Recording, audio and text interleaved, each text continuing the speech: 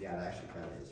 Let's move forward with the material. Since you guys have mastered the first 6 chapters. Of course. Of course. You're going to have mastered them come next week. So we'll pretend you did. I did a lot better than I thought it would. Okay. None of you did as good as I thought you would, let alone better than I thought you would. Very disappointing. But we'll fix it. So, moving forward now, chapter 7. Chapter 7 is, I don't know exactly what the chapter is called, but it's all about different ways that we have energy. Looking at systems in a conservation of energy type lens. We're going to introduce the concept of potential energies today and of conservative forces. Now, you read the chapter, obviously, so you already know what a conservative force is. Intuitively, what's a conservative force? It's a force that. It's a force that has a kinetic and potential energy that can go between them without losing anything. Yeah, it can. It's starting to It's reversible, is what you're getting at. You can take the energy, somehow convert it into kinetic energy, and then somehow get that back as potential energy somehow. Right. The work done by a conservative force. So conservative forces, the work done by a conservative force has these 4 important properties. First of all, conservative forces, the amount of work a conservative force does is independent of the path that it takes. It's independent of the path that it takes. So if I'm trying to calculate how much work gravity does on this box, the amount of work gravity does on this box when I lift it is the exact same amount as if I lift it while walking forward. Even though the path it took was much longer with me walking forward while lifting it as opposed to just lifting it. Conservative force. All that matters is its starting height and its ending height, and it doesn't matter what path I took in between in lifting up that box. What are situations where that's not true? So situations where that's not true. Now let's say I'm sliding a chair. I've got a chair and I push and I slide it. That took work. And then I slide it back to where I started. That took work. When it's all said and done, that took double the amount of work. Gravitational potential energy. I'm doing work on the box. It's very tough. And then the box does work on me. When we get back to where we started, the total work done on the box is 0. The total work done by gravity on the box is 0. Right. If I take the box, I slide it around on the floor, and then slide it back, the total work done by friction is not 0. It's double. Friction is not a conservative force. Right. Conservative forces, the way we typically think about them is, if I somehow put energy into the system fighting a conservative force, so I fight gravity and I put energy into the system, I can somehow use gravity now to extract that energy from the system. If I take a box and I slide it on the floor fighting friction, so I fight friction sliding it up, I can't now jump out of the way and let friction take over and slide it back. Right? Yeah. So conservative versus non-conservative forces. So one property is that conservative forces, the amount of work the force does in going from point A to B is independent of the path. It just depends upon the start and the end point. Number 2, they are reversible, which is what you were saying right at the beginning. That was your first intuition for what was meant by conservative force. Really, the work done by conservative force. You can reverse the process and get the energy out. You put the energy into the process, reverse the process, and get the energy back out. Yeah. Third property they have is if they start and end at the same point, then the total work done is 0. That's the case with all conservative forces. And then finally, this one will make more sense as we go forward, but every conservative force is going to have a corresponding potential energy function.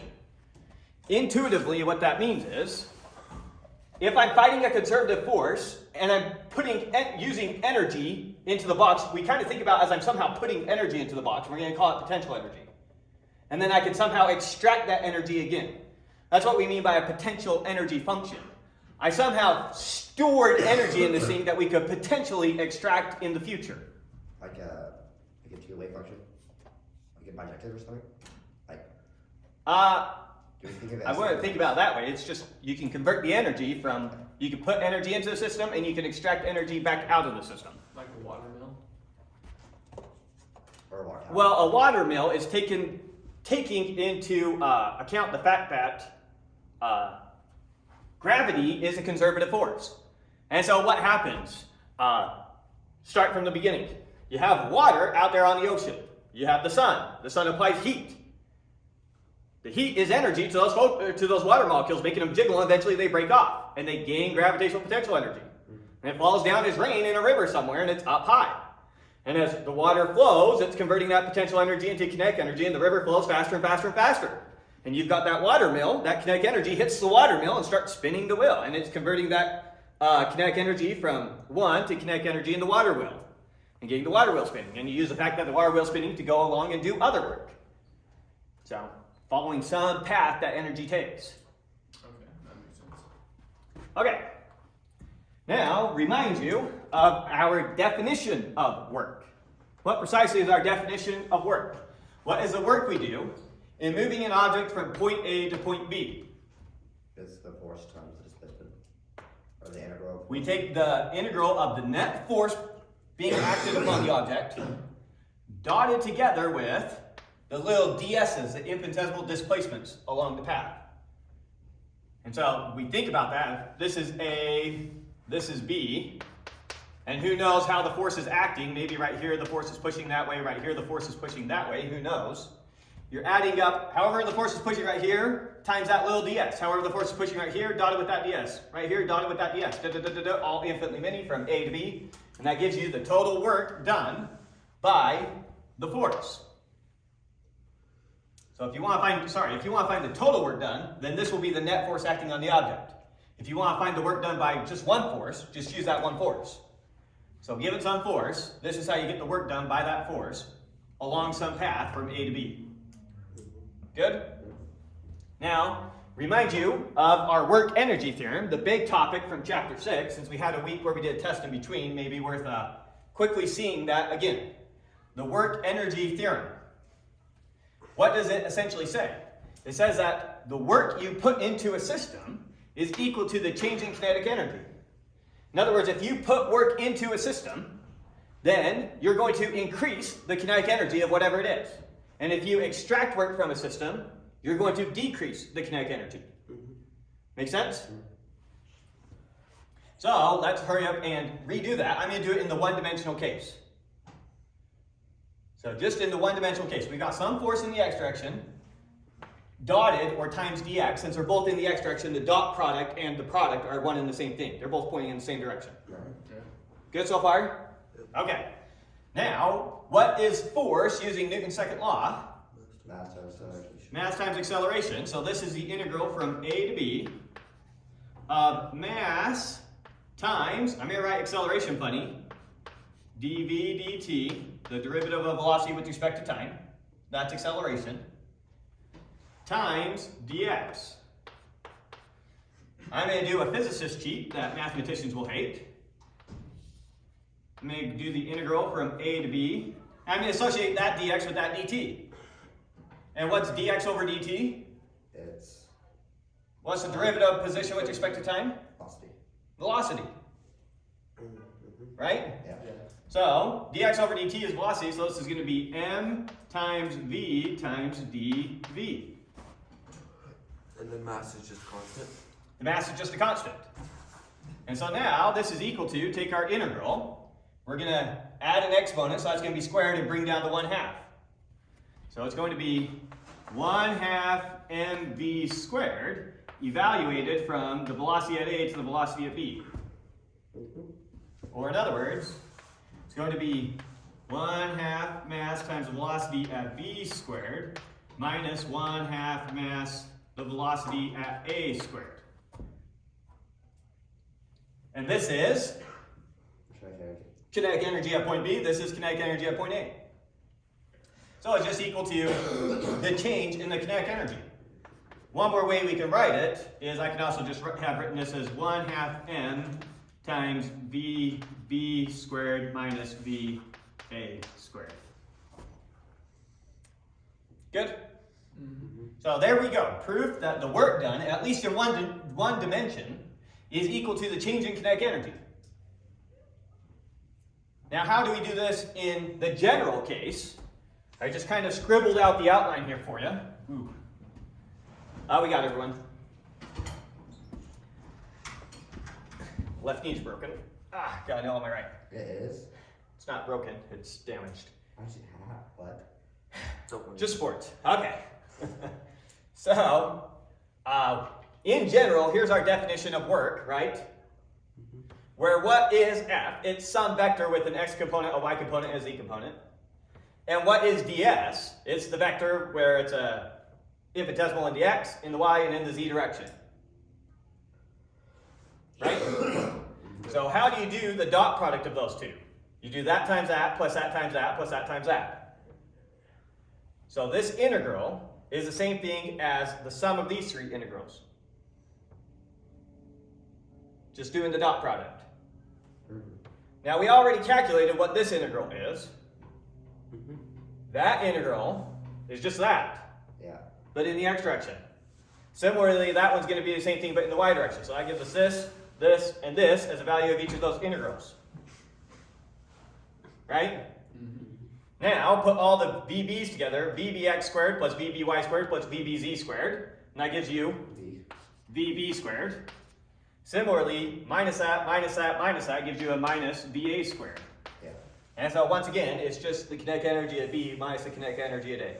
So exact same thinking as what we have going on here, just tracking more dimensions. Right. Okay. So there we go, remind you of the work energy theorem. If you look at the work done by, here's how you calculate the work done by a force. And if you calculate the work done by the total work done, so the work done by the net force vector acting on an object, it always and forever has to give you the change in kinetic energy of that system. That's what it has to give you. No way around it. Okay, that makes sense. Or the way around. Right. If there's a change in kinetic energy, then there must have been some work done. All other things being equal.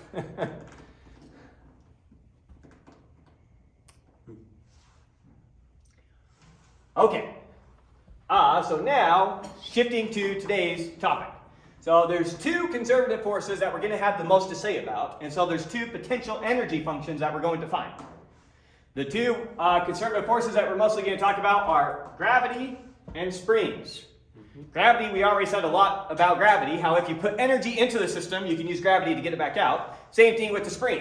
If I push really hard to compress a spring, if I get out of the way, I can then get work back out of that spring once again. So it's a conservative force. Right. Make sense? This force exerted by a spring is a conservative force. Yeah, it makes sense. There's not very many of those then. Conservative forces? That's going to be less than the other. There's lots of conservative forces. And it's a question on how nitpicky you are about it, because at the end of the day, they're all kind of conservative from the right perspective. What about friction and all that? It still takes into account. So, well, let's just, for the purposes so far, here's the two that we'll talk about. We'll expand our view of this as we go. Okay. So starting about gravitational potential energy. So first thing I want to do is calculate now the work done by gravity. The work done by gravity. So here's some random object. It starts at point A, and it takes some crazy random path, and it ends at point B here. Right? If gravity is in fact a conservative force, then we should be able to get some potential energy function for gravity. And it should have these properties right here that we care about. Obviously, this one should have a potential energy, but it should also behave in this way, because the potential energy somehow captures the work done. Okay, so let's go over it for moving some object upon some crazy path. We've got its weight pulling down this entire time. We're going to calculate the work just done by gravity, not the total work done on the object. There may be other crazy things going on to make it move this path. We are just tracking the work done by gravity. Make sense? Okay, so what is our force of gravity vector going to look like? What is the force of gravity in the x direction? 0. 0. What's the force of gravity in the y direction? Negative 8.9.8. Negative. Oh, yeah. Negative mg, we'll say. There's a couple different ways we can say it, but that's good enough, right? And then finally, what's the work of gravity in the z direction? 0. And what's ds? Well, obviously dx, dy, dz. With me so far? Now, if we want to calculate the work done by gravitational force, here's the exact definition of work. So I need to do the integral from a to b of f dotted with ds. How do you do a dot product? That times that, plus that times that, plus that times that. And the 0 as well. Get rid of the dx. Yeah, so 0 times dx is 0, plus that times dy, so we have our negative mg dy, plus 0 times dz is 0. With me? Okay, so now what is this going to be equal to? mg is just a constant. Mg is just constant, negative mg is just constant, so we can pull all that out. So it's equal to negative mg. y.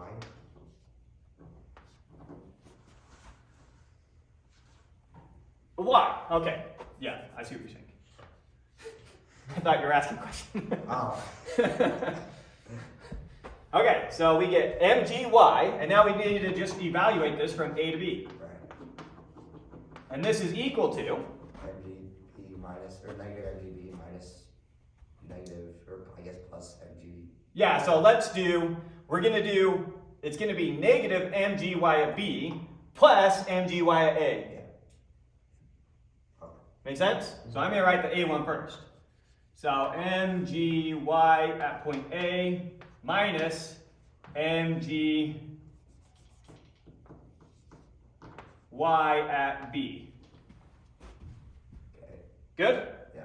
Now, here's going to be our definition. Our definition for gravitational potential energy is going to be mg times y, or it's typically an h, however high you are, or whatever the y is.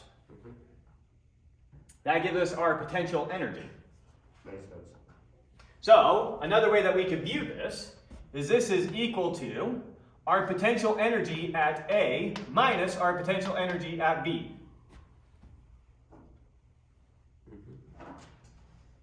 Good? Okay. With that being the definition of gravitational potential energy. So you'll either see it that way or you'll see U equal mgy. I'm not sure which one the author's going to use. Both of them are pretty standard. Use H. They use H? Okay, so there you go. That's our definition of potential energy. Yeah, because a y kind of forces you to be talking about a particular coordinate system. So the H kind of makes sense there. Okay, now, if gravity is the only force acting on the object, then the total work is equal to the change in kinetic energy, and the total work is equal to, careful what this says. This does not say the change in potential energy. This says the negative of the change in potential energy. The change in potential energy would be UB minus UA, and this is going to trip you up a few times. That is not UB minus UA. That's not your ending potential energy minus your start potential energy. It's your start potential energy minus your end potential energy. Oh, that makes sense. Okay. So, if gravity is the only force acting on it, then all your work is right there, and all your work is right there. Or in other words, this quantity is equal to that quantity. And intuitively, what this says is, if your potential energy went down, your kinetic energy went up. Good? So that's why it's flipped from the other one, flipped from kinetic energy. Now, what we're typically going to do is move the Ka over here and make it positive, and the Ub over there and make it positive. So that is this written this way now. So what this says is your initial potential energy plus your initial kinetic energy is equal to your final potential energy plus your final kinetic energy. Right. If gravity is the only force acting on you. Why does that apply? Only if gravity is the... Well, so far, we didn't account, the only way that this quantity is equal to this quantity is if these are the same W's.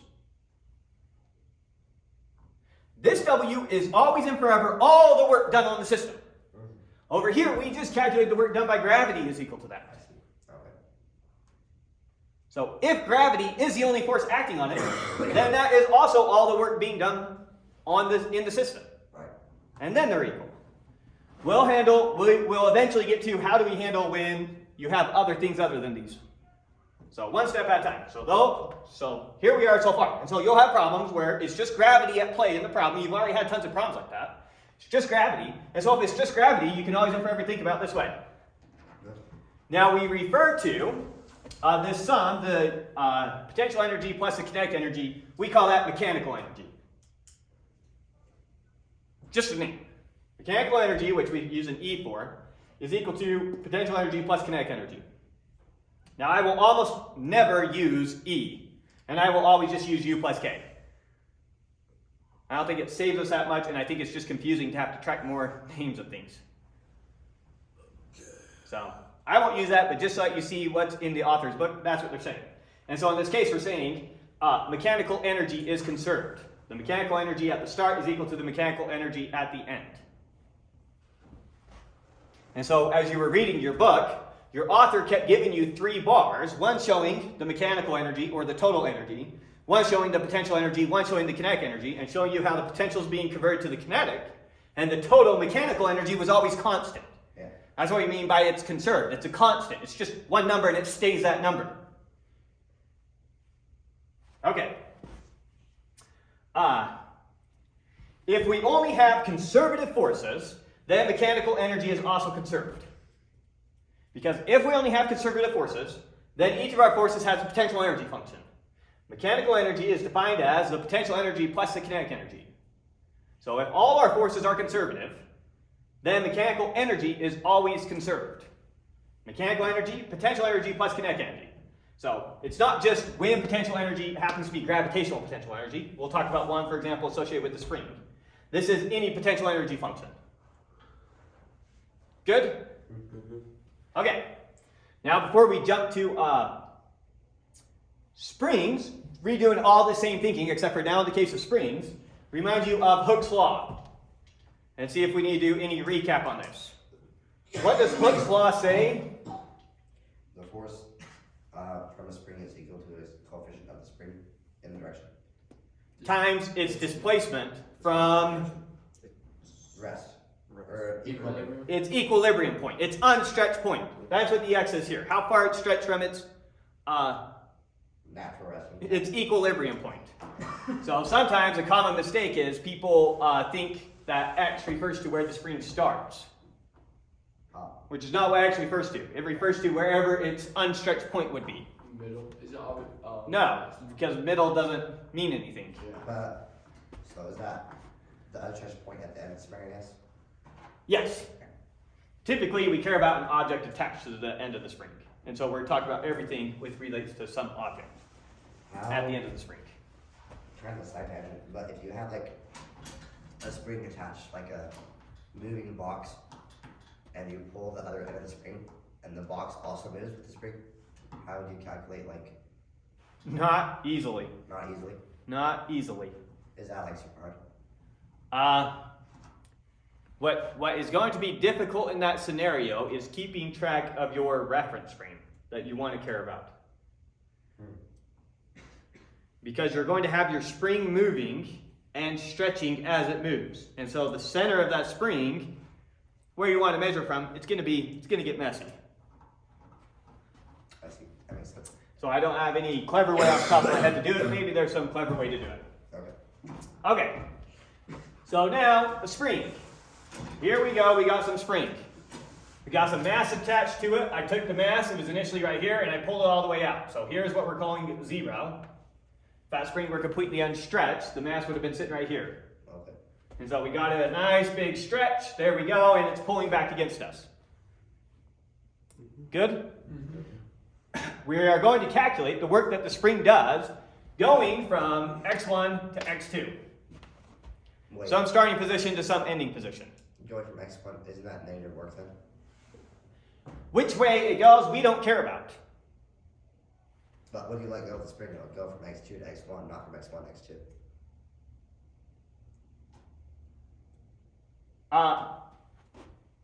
We're not talking about letting the spring go.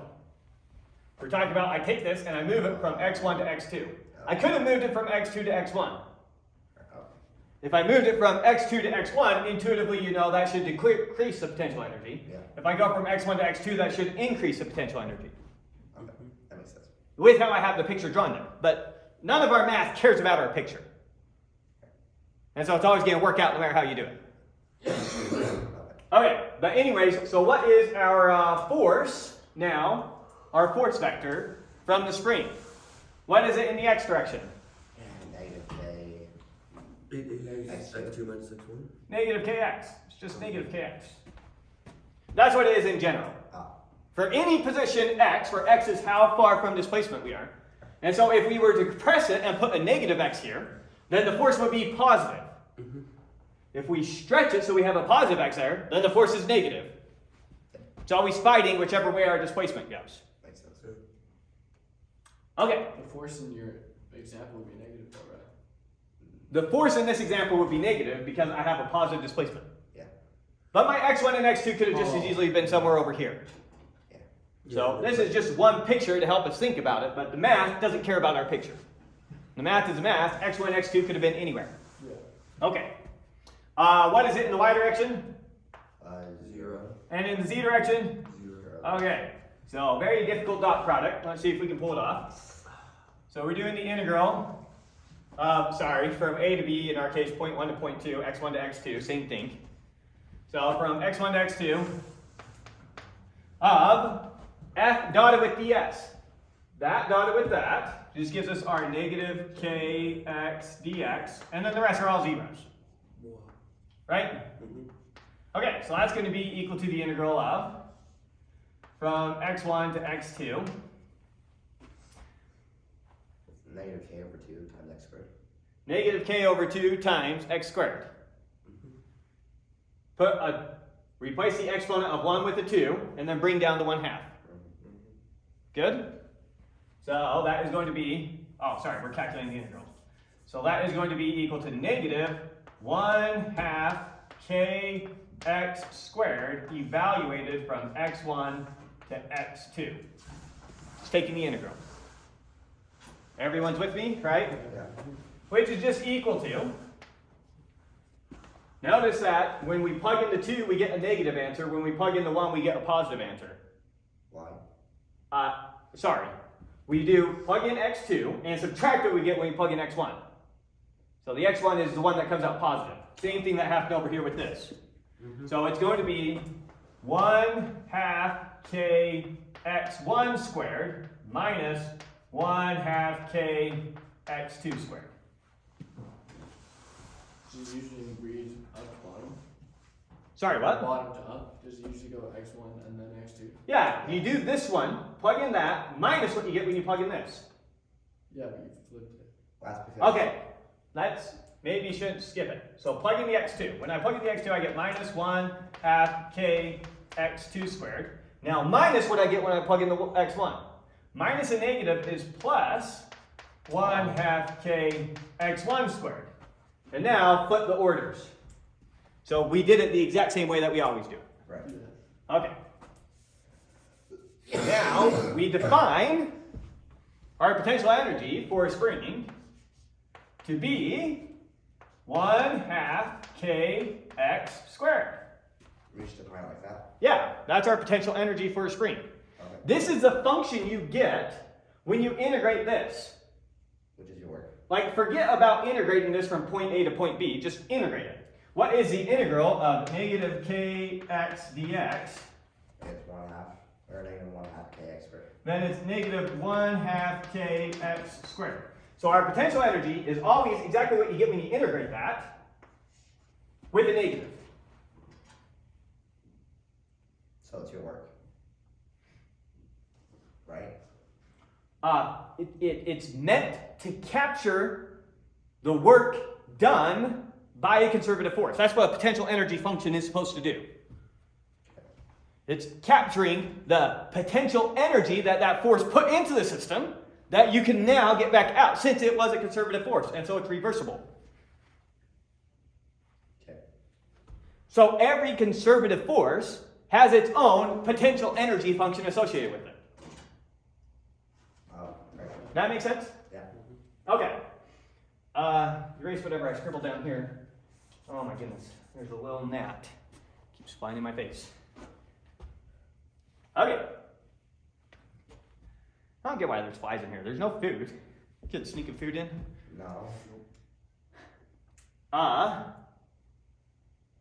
Let's see, where were we? So we did that. Okay, we calculated that. Oh, so what I want to finally say is this is equal to the potential energy at the start minus the potential energy at the end. Yeah. Same thing, right? Where that's our potential energy function. So this is the same thing as. It's the exact same thing as what we did over here. That's the point. Except for now with springs.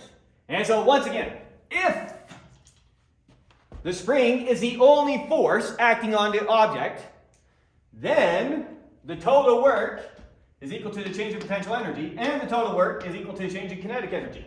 Sorry, negative of the change in potential energy and change in kinetic energy. Once again, move the K1 over there, the U2 over there, and we get our exact same equation. Good so far? Any questions? Got the exact same thing. Right. The potential energy at the start plus the kinetic energy at the start equals the potential energy at the end plus the kinetic energy at the end. And this holds for all conservative forces. So if I had some crazy system where the only forces involved were both gravity and springs, those are both conservative forces, this is how we would model it. The potential energy at the start of both gravity and the spring plus kinetic energy at the start is equal to the potential energy at the end plus kinetic energy at the end. Now here's what it is in general, and I think that this will be pretty intuitive. Here's our general form now accounting for everything, including friction, including any other weird forces you want. The potential energy at the start, plus the kinetic energy at the start, plus the work done on the system is equal to the potential energy at the end, plus the kinetic energy at the end. So that work is kind of like counting for all the forces that happen. This is accounting for all the work being done now on the system. All the work being added somehow to the system. It's all your friction and all. So friction comes down on this side. Right. Friction is negative work on the system. So you would be subtracting something. So. If I take a box, there's a spring up against the wall, it's on a completely frictionless surface, and I compress the spring. So I gave it some potential energy, no initial kinetic energy, and I let it go. And as I let it go, you happen to also kick it. That would be work that you now introduce to the system. So that would be positive, an example of positive work. Friction is an example of negative work being done on a system. So it could be positive or negative. Right. Because in general, we're not going to consider the work done by you a conservative force. Right? So in a bunch of your problems, this will be, a batter hitting the ball or something like that. Yeah. But it will also be friction when it's negative. So batter hitting the ball, positive. Friction, negative. Air resistance, negative. Okay. This is the equation I will use 1,000,001 times from here on out. That exact equation. I'm going to show it to you how the author also represents it, just for the sake of the conversation. So this is getting now at a more full principle. This might hint at the fact that, okay, in this case, mechanical energy isn't conserved. Here was the mechanical energy at the start. Here was the mechanical energy at the end. Trying to lost something. And so you either lost or gained something, right? So when I have a box on a spring, whatever, I can press it, and then I let it go and it slides the box. If there's friction involved, the mechanical energy in the system goes down. It's not conserved anymore. And so does energy just disappear somehow? No. And the answer is no. We have this thing that we call conservation of energy. And so when you were reading the book, the author talked about how all the work, if we were to track everywhere where that energy went, it goes into what we often call internal energy. And so if we were tracking the temperature of this room while sliding the box, then we would find out that while the kinetic energy took away from here, it added to the internal energy in the room by increasing, for example, the temperature. You take your hands together, push, and you start rubbing. I'm converting a lot of kinetic energy that ultimately gets eaten up by friction. What ends up happening? My hands heat up. And so I'm increasing the internal energy. So the energy is always accounted for. The energy is always somewhere.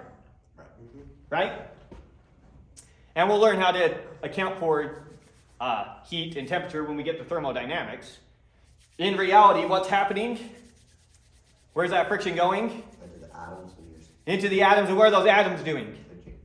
They're jiggling faster. And so it's actually a way of kinetic energy. I'm adding kinetic energy to those individual atoms jiggling faster and the air around them jiggling faster. If I got it going really hot and I stick my hand close to your face, you can feel heat coming off. What you're feeling is hotter air molecules bouncing against you now. Yeah. Faster moving air molecules, I should say, rather than hot term. Okay, so it's all ultimately accounted for. So conservation of energy says, if you take all the potential energy, all the kinetic energy, and all the internal energy at the start, that is always and forever equal to the potential energy at the end plus the kinetic energy at the end plus the internal energy at the end. If you're very careful tracking all these things. Or in other words, the change in potential energy plus the change in kinetic energy plus the change in internal energy is always zero. You can never increase the total energy, you can never decrease the total energy. Anytime you change one, you must have changed another to somehow account for it, and you're just shifting the energy around. And the total change is always and forever zero when you add it all up.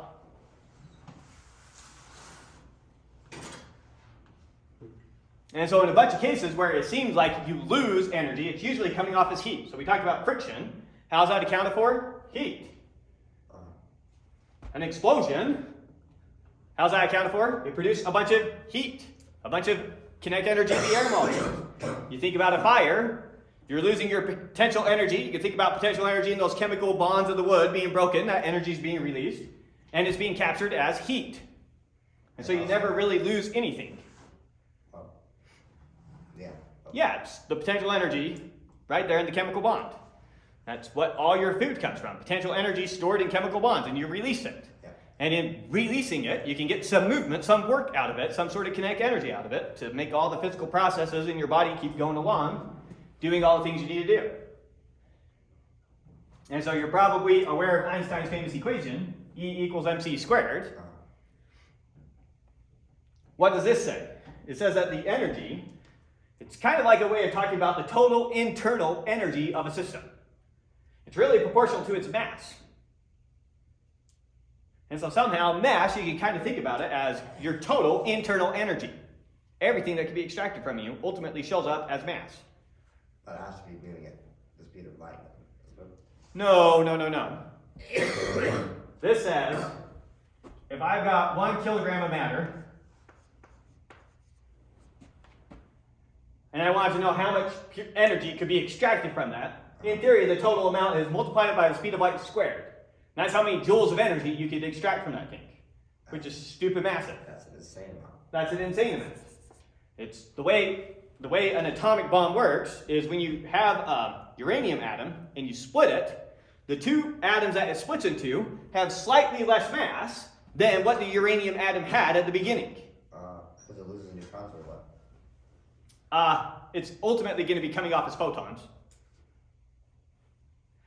But it does also shoot a neutron, which creates the chain reaction that you get to split a bunch of uranium atoms. So an atomic bomb splits a bunch of uranium atoms. If you were to go gather up all those atoms once again and put them on a scale after the fact, they're going to weigh less than the atoms you had before. And so you lost a little bit of mass, and so there must have been some energy that came off. Oh, well, quite a bit of energy that came off. Yeah, quite a bit in the case of an atomic bomb. Why? So if there's that much energy inside of these atoms, then why is our world so inefficient? Kind of like we're not using as much energy as we could be. Well, just because the energy's there doesn't mean it's easy to extract. There's a lot of potential energy between the moon and the Earth, and if you want to extract it, all you gotta do is pull the moon closer to the Earth. And just because the potential energy exists there doesn't mean it's easy to somehow tap into and extract. Yeah. Mount Everest, I don't know how far above sea level it is. Pretty far above sea level. So if we could just pick up Everest and drop it in the ocean, we could extract a ton of energy from that. Right? In theory, it's there. Big difference between in theory and what you can do practically speaking. Now, just for the sake of pure accuracy, conservation of energy while for the purposes of this class, we're always and forever going to say it holds. It doesn't hold for the universe as a whole. Yeah. It requires something that we call time symmetry. And so an example of something that has lost energy without energy being conserved was a photon emitted from the Big Bang. Is redshifting or what? Yeah, so how does red shifting work? So a photon, it had a very high frequency, but it's been traveling through space for 13 billion years. And that space has been expanding. And so as a photon is traveling through space and the space is expanding, its frequency is very gradually stretched out, stretched out, stretched out, stretched out. And so it's actually stretching out the frequency. So that's not the same as a redshifting, like, because galaxies are traveling away from us, which is probably what you meant. But the photon itself, its frequency just gets stretched out. And so now what were gamma rays are now radio waves. So did it lose energy in that case? Or did it Yeah, because it's just one photon. It hasn't interacted with anything. A photon's energy is proportional to its frequency. So its frequency has gotten lower because it's been stretched out. And so now it has less energy. The energy didn't go It didn't go somewhere. into the universe or something? Nope, it's just gone. So conservation of energy only holds when we're talking about scales of our galaxy and smaller. It's a stupid, amazing approximation. For this purposes of this class, it is a perfect law. So does that mean that ultimately everything in the universe will have no energy? So that's the point. Doesn't mean what? Like if you given enough time, does that mean that there won't be any energy left in the universe? No, because it will just scale it down. It's like keep cutting in half. You never get rid of what you started with. Oh.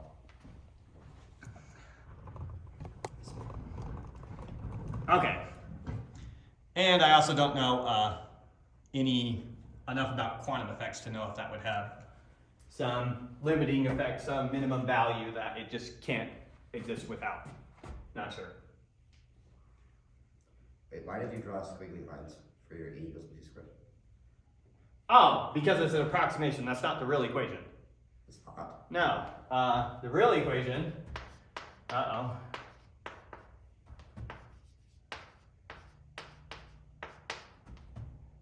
What the heck? There is your real equation. What's the P? 99% sure. Momentum. Moment. Yes. So the mass here is what is referred to as rest mass. According to Einstein's equation, then, a photon shouldn't have any energy because a photon has no rest mass. Which is true, it doesn't, but it does have momentum.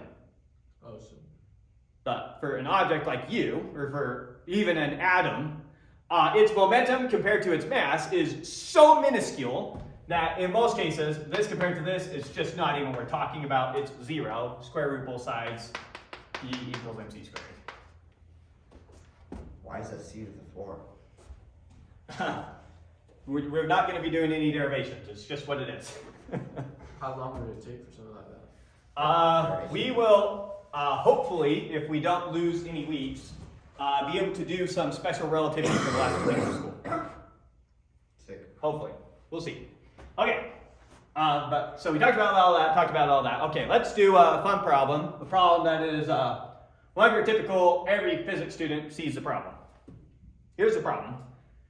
You've all played with marble tracks or something similar, Yeah. right? Mm-hmm. And you had a loop in it. And you were a kid, and you would like drop your marble, and the stupid thing wouldn't go through the loop. And so you need to drop it higher and higher to finally get your stupid marble to go through the loop. So if I've got my loop here with a radius of r, the question is, what height would I have to draw my perfectly frictionless marble at so it goes all the way around the loop without falling? The minimum? Yeah, what's the minimum height I need? So you're trying to find out the minimum potential energy that you need To make sure we complete the loop. so go halfway around the circle? Huh? So go halfway around the circle? Because once Well, we needed to get past this point. If we can get it past this point, then now it's dropping and it's going to keep going do. The diameter? So I just got to get past B. which is halfway around the loop. It's Sure. not- Yeah. Okay. So let's write out our energy for this. Okay. So my potential energy at A plus my kinetic energy at A has to be equal to my potential energy at B plus my kinetic energy at B. And we're assuming that gravity is the only force here. Gravity is the only force completely frictionless. As we roll this marble down, we're going to release our marble from rest. How did you correlate that equation? It's what we know there. It's what we've been doing this whole time. Well, I'm saying out of that, how does that make sense? What? Like, The potential that energy equation. at point A plus the kinetic energy at point A has to be equal to the potential energy at point B plus the kinetic energy at point B. Okay, and that finds max height. Well, no, this doesn't magically give us another time. We're just saying this is what we know. Okay, yeah. Just writing what we know. Let's write this out now for this exact problem. What is our potential energy at the start? Gravitational potential energy. What? It's at mass, gravity, Yeah. times height. mgh. That's all it is. What's our kinetic energy at the start? 1/2. What's our velocity if we Mass release it from rest? Velocity squared. It's just. What's our velocity if we release it from rest? Gravity 9.8. No, it's Oh, just Our velocity. it's the. If I release an object from rest, what's its initial velocity? the initial It's velocity is 0 because I'm releasing it from rest. That's what we're saying. And then it's your acceleration. So the instant I let go of my marble, it does not have a velocity. Yeah. So this is a 0 term. Okay. Oh, And this, right. Yeah, obviously. okay. And this has to be equal to, what's my potential energy at point B? 0. And no.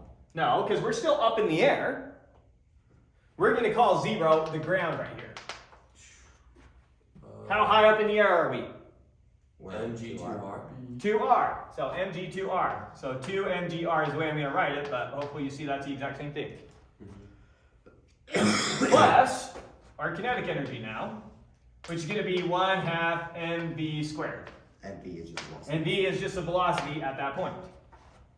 Now, in order for us to complete the loop, our centripetal acceleration has to be at least as strong as our gravitational acceleration. Otherwise, our object will just fall to the ground.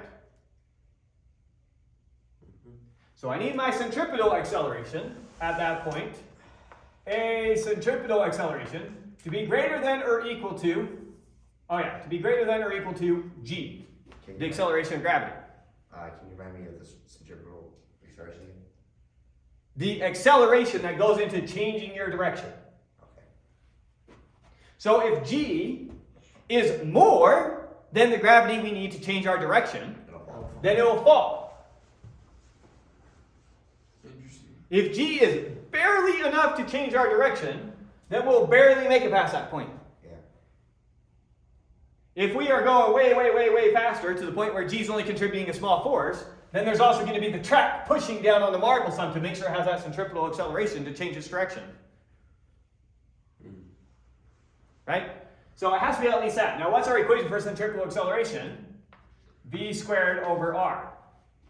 So that has to be greater than or equal to g. Since we're looking for the minimum, then we're looking for where that is equal to g. Is that the same thing as radial acceleration? Oh yes, sorry. You guys thought it was radial acceleration. Yeah, that was a little confusing. Sorry, RAD. That one. Okay. So, I need v squared over r to be equal to g. Equal to or greater than, but we're looking for the minimum, so equal. Which means that v squared is going to be equal to what? Not G G. times R. GR. Rg, or gr, however you want to do it. That's what this v squared has to equal. So, we get, rewriting this equation, mgh equal to 2mgr plus 1/2 m, and replacing this for v squared, gr. Now, what do we notice on that equation? There's two MGRs. Oh, Well, first off, m's go out, yeah. g's go out, and what am I left with? The 2 and the 1/2. H is equal to Oh, they don't. 2r plus 1/2 r. What's 2 plus a half? 3 halves. 5 halves. Thanks for playing. R. Oh. And there we go. That's how high up you have to hold the marble. 5 halves of whatever r is. Of the. Yes. Is that a whole thread loop? In my case. As long as it's frictionless, as long as this is a circle, measure its radius, go up that high, and then drop it down. That's actually pretty cool. Wow. I mean, hey Caleb, if you find frictionless marble, feel free to test it. Well, even if you use a metal track and a regular marble, you're going to find out that that is pretty close, and you really don't lose that much. Yeah. Okay. Now, another thing you guys complain about is that the example problems are just way too easy compared to your homework problems. So this one now, I went and I found your hardest homework problem, and here it is. So now we're going to do your hardest homework problem. Sweet. Here's how your hard homework problem goes. This is an 80-pound box. Sorry, 80-kilogram box. And this is a 65-kilogram bag on top of the box. The box has this cable attached to it, and it's attached to a bucket of concrete that has a mass of 65 kilograms. Okay. The coefficient for static friction between this surface and the box is 0.7. Okay. And the coefficient for kinetic friction between this surface and the box is 0.4. Okay. Does everything in my picture make sense? Did you say the same thing twice? No. Coefficient for static friction, coefficient for kinetic friction. When the box is moving, when the box is not moving. Yeah. Good? Mm-hmm. Okay. Now, first part of our job was A. Our job is to find the force of friction on the bag and the force of friction on the box. On the bag. On the bag and on the box. Why is there any force of friction on the bag? There shouldn't be any. The bag is removed from the. There shouldn't be any so long as the box is holding still. Is there going to be friction between the bag and the box once it starts moving? Think about when you play Jenga. If you start sliding one, does the next one magically just perfectly stick to it? No. So maybe, maybe not. We gotta figure it out. Our first question is this box moving in this scenario, or is it holding still? Okay. Right? Right. So, what is the force of tension on this thing? 6, 5, times G. What is that? Oh, hold on. One of these is not 65. I think this one's 50. Okay, sorry. That's 50, that's 65. So our force of tension here is just, 630. maybe we can really quick label these things. I'm going to call this one M1, this one M2, and this one M3 so we don't have to run them up with numbers. Okay. So our tension is just going to be M3 times G, right? Yeah, I knew it, right? Yeah, that will come out to newtons. That's the tension on there. Now the question is, what is the max that this box can withstand without sliding? The max tension. The max tension it can withstand without sliding. So what is its max static friction that we can have this box experience? So the max force of static friction that we can experience is equal to, how do you get that? Your coefficient for static friction. Times the normal force, which is typically going to be the same thing as the weight. But there could be strange scenarios, Where it's slanted. like where it's slanted. Okay. So now, what is our normal force in this case? The weight of the box. So this The weight of the both.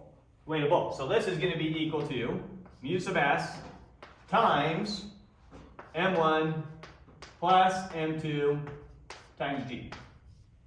Everything there makes sense? Ooh. And so the only question is, which of those numbers is bigger? Well, it's just. If this is bigger, then the box must be sliding and we overcame static friction. If this is bigger, then the box is still holding still. So we're asking to see the tension or the. Yeah, so I'll plug in this one really quick, you plug in that one. Do you know how to get there? I have one here. Oh, you're doing that? I just can't see. Okay, so this one comes out to 891.8. And this one came out to, 637 newtons. sorry, say again? 637 newtons. 367. Okay. So, did we start sliding the box? Yes. No, we didn't overcome static friction. This is what we would have to overcome. So the box is still holding still. Is that? So what is the force of friction then, stopping the box from moving. Isn't it? Wait. 891.8 newtons? No. No? If friction was pulling that way with 891 newtons, Oh, and the box would be. and the box was being pulled that way with 637 newtons, that box would start taking off this way. What's the box doing? It stays still, so. It's staying still. So what is the force of friction this way? Negative 637 newtons. 637 newtons. So, friction on the box is 637 newtons. And then friction between the bag and the box is 0. Wow. So that's part A. Okay. Alright. Now, for part B, someone comes along and they say, I want that bag there. So they get rid of the bag. Now the box is. So the bag is removed. Find the speed of the bucket after it has fallen 2 meters from rest. Oh, the. Okay. So if someone pulls that off, now the bucket's going to get it sliding. Question is, what's the speed of the bucket after 2 seconds? So now in this case, After it's fallen 2 meters. wrong knee. What, In would this you play case, volleyball or something? U1 plus K1 is equal to U2 plus K2. The potential energy plus the kinetic energy before it slides 2 meters. So this is the instant I remove that bag. That's our start. And then after it's moved 2 meters is our end. Okay. And so let's do this calculation. I need a chair so I don't kneel anymore. Oh, might need a grid. Okay, so what is our potential energy at the start? Let's call 0 2 meters down. So we'll call this our 0 point. Okay. So our potential energy at the start, we have that bucket 2 meters up. It's Where do we energy have two? times Oh, So it's going to be the mass of the bucket times g times that height, which in our case will be 2. Shouldn't it? Oh. Does the mass of the box come into play here? No? Oh, not for potential energy. Because that box isn't shifting down at all or shifting up at all. There's no change in the box's potential energy. Okay. Wait, there's not? Oh, I guess not. Alright, what's the kinetic energy at the start? 0. 0. This has to be equal to the potential energy at the end. The potential energy at the end, we're calling that 0. Right? We're going to choose our y coordinate system so it ends at a height 0. Yeah. Doesn't matter what we choose our coordinate system to be, we can do whatever we want. So that's going to be 0. What's the kinetic energy at the end? 0. No. Then it's, Everything's moving. Yeah. So this has some speed, this has some speed. So it'll be 1/2 your mass times your velocity. What mass? Mass of the bucket.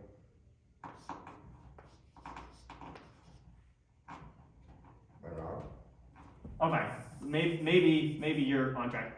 1/2 mass of the bucket times the velocity squared. And we're looking for the velocity, right? Is this thing not moving? it is. It is. Does it not have energy in its movement? It does. Then we have to account for it somehow. So it has its own kinetic energy. So plus 1/2 m2 times v squared. Which one has a higher velocity, the bucket or the box? They're the same. They're the same. Okay. So another way we could have written that is m3 times gh is equal to 1/2 the sum of the masses, m2 plus m3 times v squared. Right? You can think about it as that mass plus that mass is moving at that speed. You with me? What are we trying to solve for? The speed. Speed. V. So, multiply by 2 and divide by that. So v squared is equal to, multiply this by 2, we get 2 times m3 times g times h all over m2 plus m3. Did I lose you in anything? Move the 2 over here and then divide it by that. That's what we have right there. And that's all just one number. And we know all these numbers. And then so finally, v is going to be equal to the square root of all that.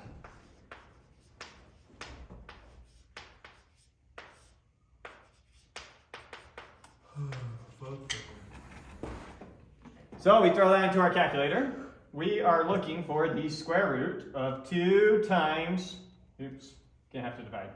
2 times 65 times g times h divided by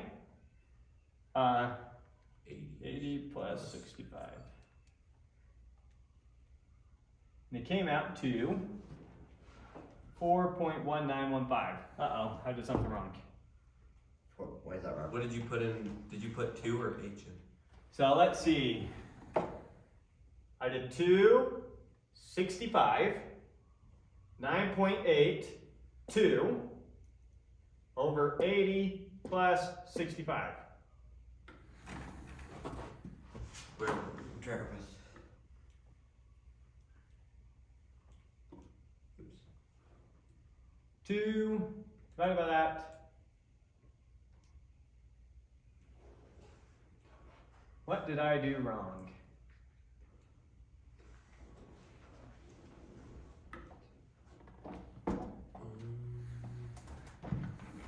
Had the potential energy at the start, mgh. Oh my goodness, kick me in the face. I'm an idiot. This is not what we use. It's the equation I told you I was going to use 100 times, and I turned around and didn't use it. Always and forever, think about this equation. U1 plus K1 plus the work that goes into the system is equal to U2 plus K2. Because gravity's not the only thing we find out. Right, because there's friction. And we didn't account for the friction. So was our velocity higher or smaller? Larger? My velocity was bigger than it should have been.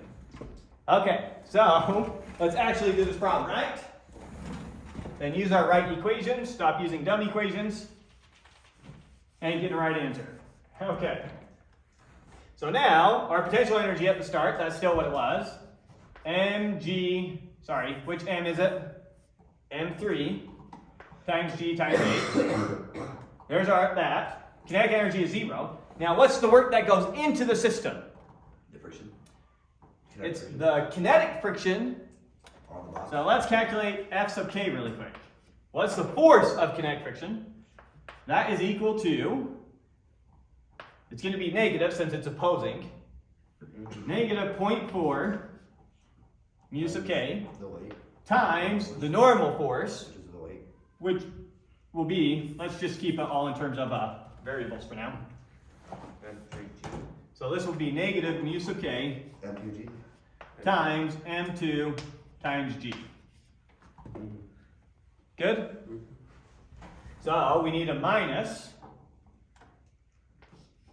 mu sub K times M2 times G times, this is the work going into the system, this is a force. How do I calculate the work done by kinetic energy, or by friction? That times the displacement. Force times the displacement. Our displacement is h. Or in this case, 2 meters. If this bucket fell 2 meters, that slid forward 2 meters. Right? Okay, and then this is equal to 1/2 m2 plus m3 v squared. Good? Now, v squared then is going to be equal to, multiply by 2 and divide by m2 plus m3. So it's going to be 2 times m3 times g times, I guess we could factor out the h, huh? And the gh out of all of it. So move the 2 over here and factor gh out of both those terms. So 2 times g times h. We're left here with m3 minus, over here we're left with mu sub k m2. And then divided by m2 plus m3. Follow all that? multiply the 2 over here.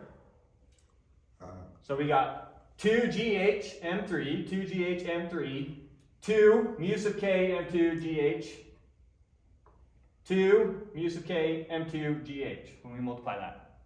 And then divide by this over here. Okay, so that's V squared, so just calculate that, take the square root of it. And now let's see what we get. 2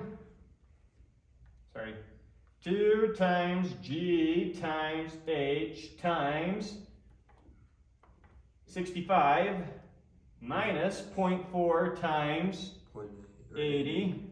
Yeah, I could have done that way. Wait. Divided by 65 plus 80.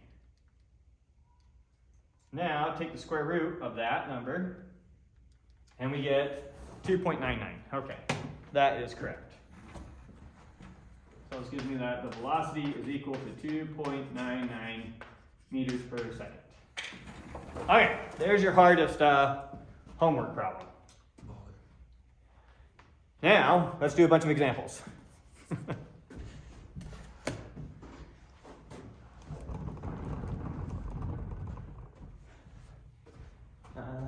Turn that on. I'm gonna rinse my hand off.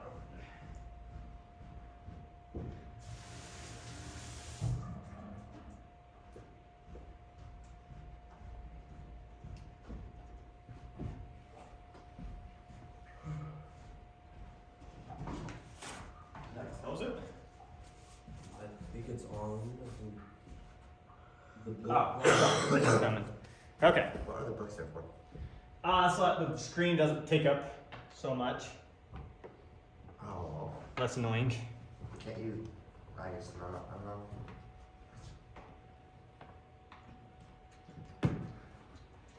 Maybe I'll do this.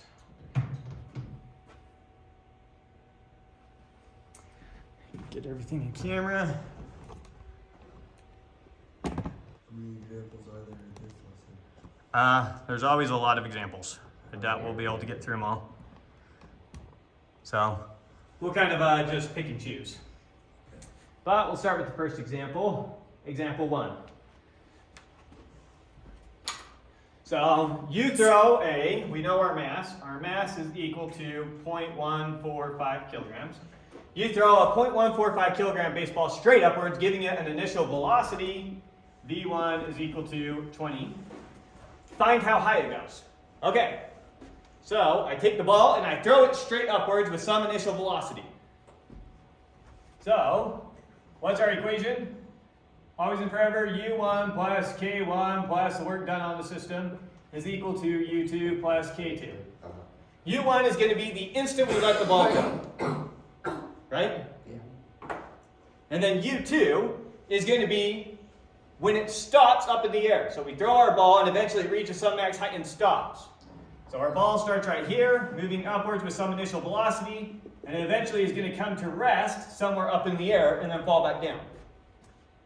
Alright, so what's our initial potential energy? We'll call where we release the ball 0. So is that 0? So that's 0. What's our initial kinetic energy? 1/2 mv1 squared, whatever that is. Yeah. We're going into the system. The instant we release the ball, we're not counting air resistance or anything like that, so that's just going to be 0. Is equal to our final kinetic energy. What's that? That's going to be mgh, whatever that comes out to. And our final kinetic energy is going to be 0. H is what we're looking for. That's nice. So, notice m goes out of both sides. Multiply g over here, and that gives you your h. Divide G over there. Divide g over there, thank you. So v1 squared over 2g is going to give us our h. We have everything we need for that. And we have everything we need for that. That's nice and simple. So we do 20 squared divided by 2 times 9.8. And it comes out to 20.5 meters, or 20.4. Yeah, sorry. So this comes out to 20.4 meters. I think we had 3 significant figures on everything. Really quick, find the author's answer. Yeah. Yes, 20.4 meters. Sorry, I'm in your way. 20.4 meters. Can I put this over here without bumping my camera so I don't have to keep cutting you guys off? Ish. Okay.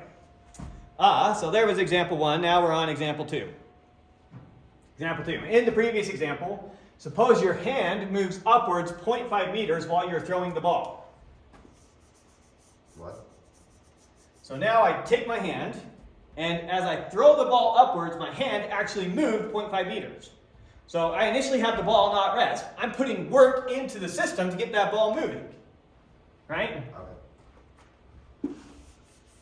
Oh, I think it's going to be the same ball. What was its mass? 0.145, I think is what I see there. Yeah. Okay.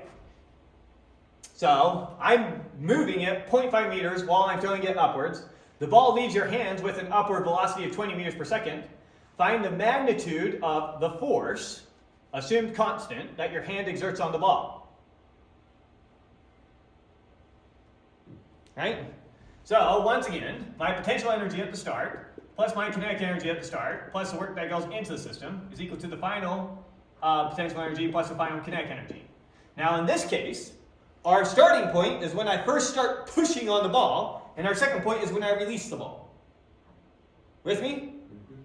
So when I start pushing on the ball, we're going to now call that R0. So what's our potential energy when I start pushing on the ball? 0. 0. What's our kinetic energy? Also 0. 0. Our work is going to turn out to be whatever our work is. In this case, it's going to be the force times the displacement that we care about. Or maybe times h. You with me? That's the work my hand does on the ball. Or that's the work coming into the system. And we're assuming that force is constant, right? And we're assuming that force is constant as part of our problem. Okay. So here's the work I did on the system, the work I put into the system. And this has to be equal to its final potential energy. What's its final potential energy if I lift it half a meter? It's not the times. It's just going to be mgh, whatever that is, right? Plus, the kinetic energy is going to be 1/2 mv squared, where we know our v was 20 meters per second. We can call that v2 squared if that's going to confuse you. Our v1 was 0, or v2 is that. Right? And what are we looking for? So part A, find the magnitude of the force. We're looking for F. Yeah. So just divide through by h. So F is going to be equal to mg plus mv2 squared over 2h. Just divide both sides by h. 2h. Oh. Divide both sides by h. Get rid of the h there. Divide that by h. Since there's 2, I just decided to combine it. Okay, so let's go ahead and figure out what that is. So we're going to do m times g plus m times v2 squared divided by 2 times our h was 0.5, right? Yeah. Okay, so that came out to 59.421. I'm guessing that we still have 2 significant figures, so that force was 4. 59.4 should have been the force. That was for part A. Make sure we got that really quick. I can see more of this in you. Hopefully I can quickly see it. Where did they put it? K2, K2, K2. Right there, 59. Okay, they had 59. They went to 2 significant figures for some reason. Which we get this. Oh, the reason 2 significant figures, the distance they gave us was only 2 significant figures.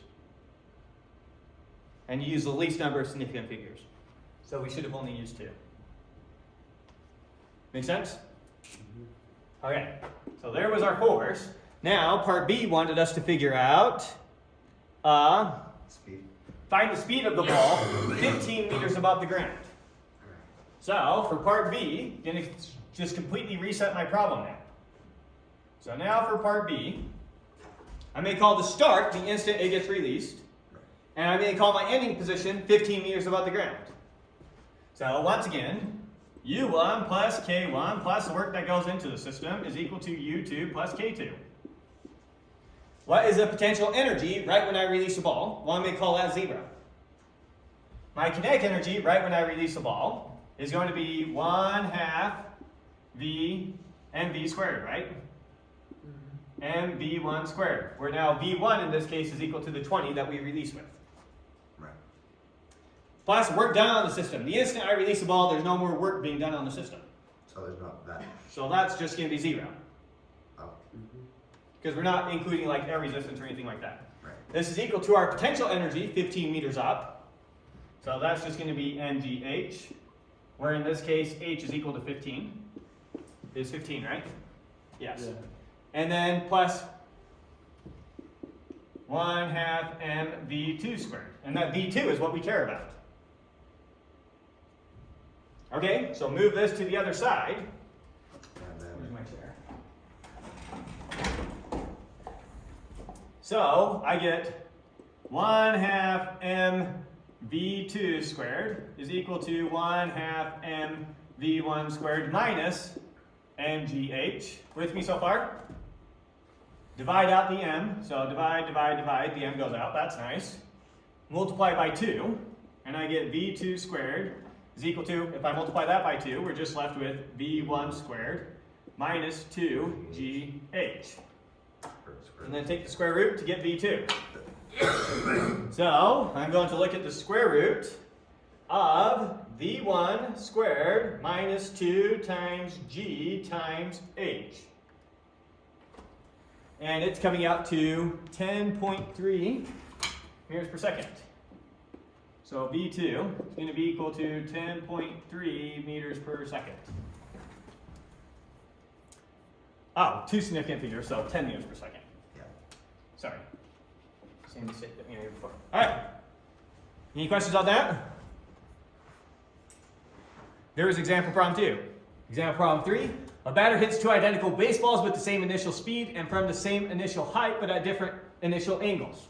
So one's going like that, one's going like that. Prove that both balls have the same speed at any height h. Yeah, if they're at the same height, they're going to be at the same speed. Why? Because the mechanical energy after the batter hits the ball is conserved. Assuming he's hitting both balls with the same speed, Oh. then if they're at the same height, then they have the same potential energy, and so they must have the same kinetic energy.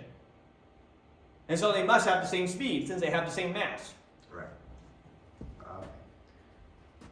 So this hit is going to take much longer to come to the ground than this hit. Yeah. But the ball, however fast this is moving right here, is exactly how fast this one's moving when it gets right there. Good? Yeah. All right. Speed at the bottom of a vertical circle. All right, we got a cousin who skateboards from rest down a curved frictionless ramp. If we treat his skateboard as a particle, he moves through a quarter of a circle with radius 3 meters. So we're moving through a quarter of a circle. I'm not sure how well I can do this. There's a quarter of a circle, and if we were to draw it out, it has some radius r, where we know that r is equal to 3 meters.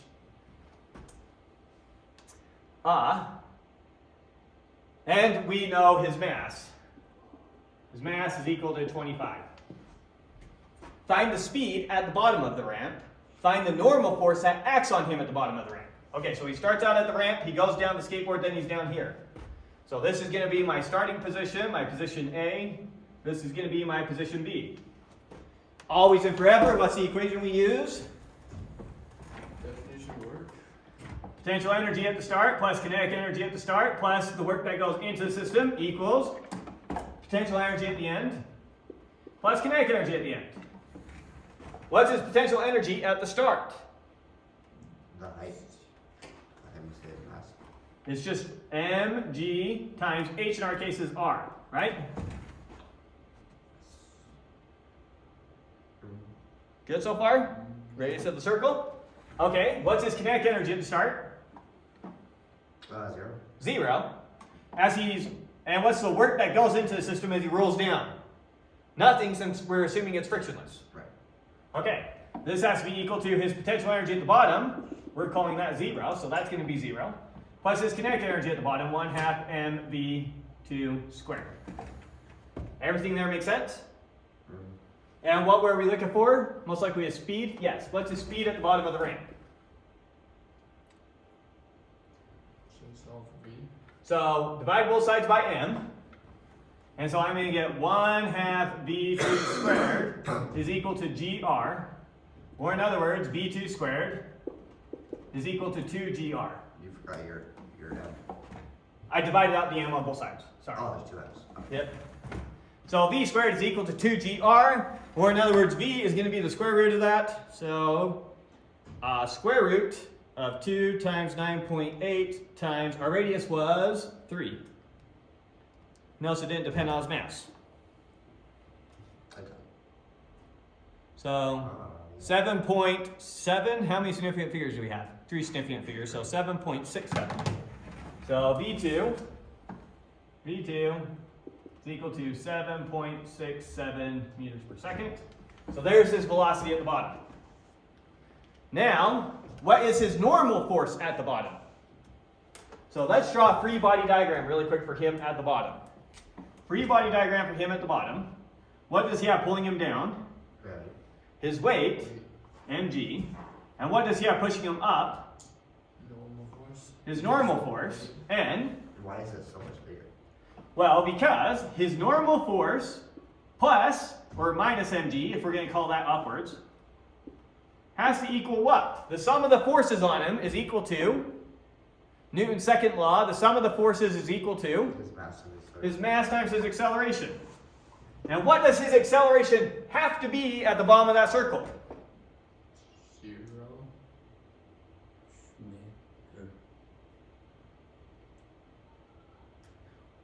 What was his acceleration the entire time? Well, kind of harder when he's also moving down. Well, it was G pointing down. But he's moving in circular motion. So it's V squared over. Wait, what's the? Yeah, v squared over r. Perfect. But he's not moving up or down at the bottom of the circle, is he? No, but his direction is still changing. It's the very end of his direction changing. Okay. With me? So he's about to go back up. Well, maybe. Maybe it levels out. Maybe it curves back up. What's happening at this point doesn't care about what's happening at the next point. Right, but if you're saying at the bottom of the circle his normal force is bigger than his. Right, and you're going to feel, if you were on a scale, then as you level out there, Oh. I forgot that. right? So that And means obviously, because here you're accelerating downwards, here you're no longer accelerating downwards. So that's him getting pushed in the ground.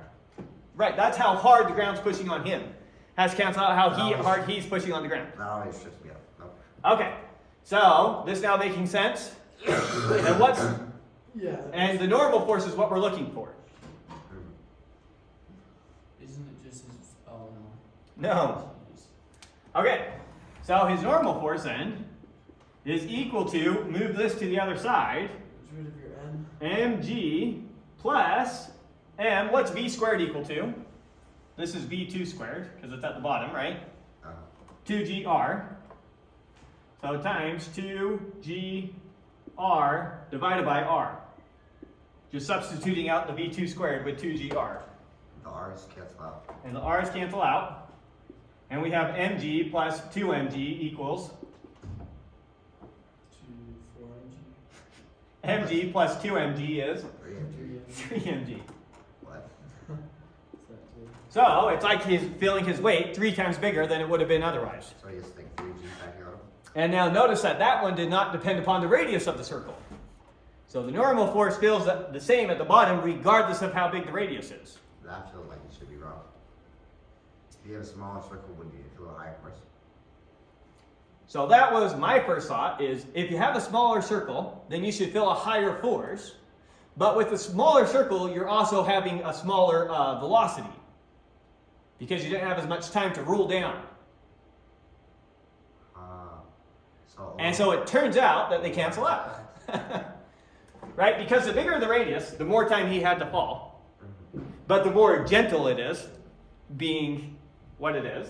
And then the smaller it is, the less time he has to fall. But the less gentle it is the way I had to think about it. Because yeah, the first way I thought, I thought exactly what you thought. I thought, wait, shouldn't a smaller circle push harder? But a smaller circle pushes harder when you're going less fast. You don't have as much time to If fall. you're going at the same speed, a smaller circle will exert more force on you, right? Yes, because then you'll have a bigger centripetal acceleration. That makes sense. Okay. But yeah, you thought exactly what I thought at first. Had to think about for an extra second. Anyways, we didn't plug in the numbers. Let's plug into the numbers on our calculator and make sure it comes out. See that? 3 times our mass was 25 times 9.8 comes out to 735, and they got 735. Okay, so we did that right. Vertical circle, this time with friction, I guess. So same problem as before.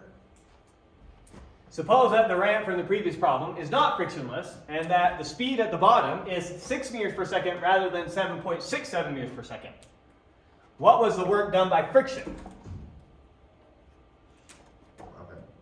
So, once again, always and forever, That's a big word on my friction.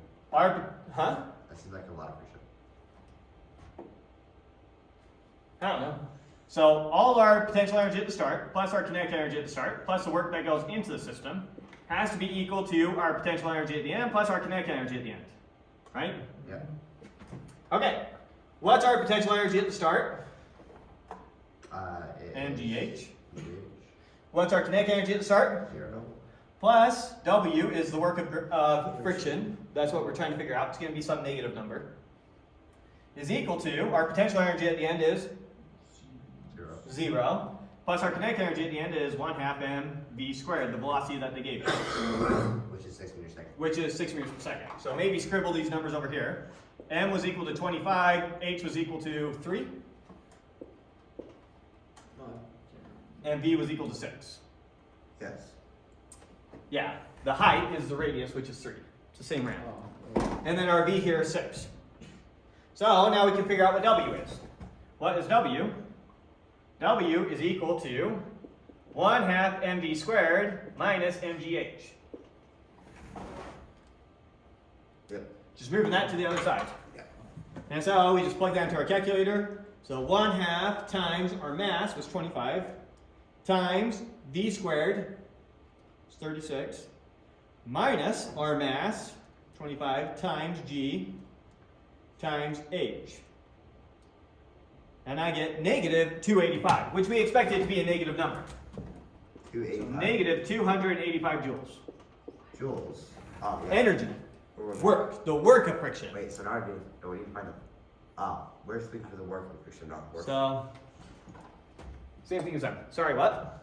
If we wanted to find the force of friction, how would we find that? Divided by the path. So find the arc length. What's the arc length of this whole thing? ds. Oh, the whole thing. Yeah, the length that you traveled.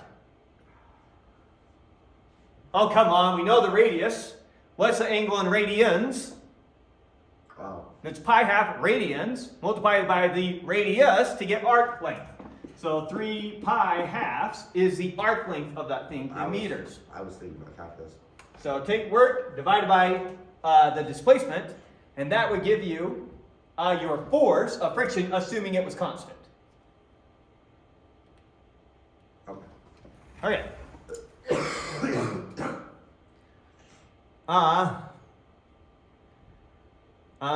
7.6. It looks pretty similar to the other one, so I'm not going to do it.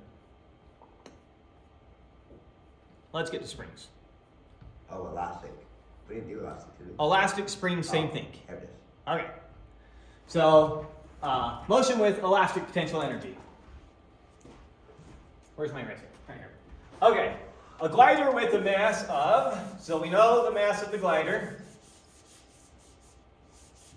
Jeez, that is not erasing. Your cloth might get warm. Yes, it's kind of chopped up though. Alright.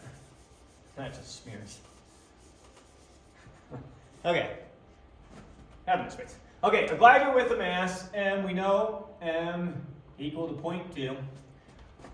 Sits on a frictionless horizontal air track connected by a spring. They probably have a picture Yeah, they have the picture, so it's going to look something like this.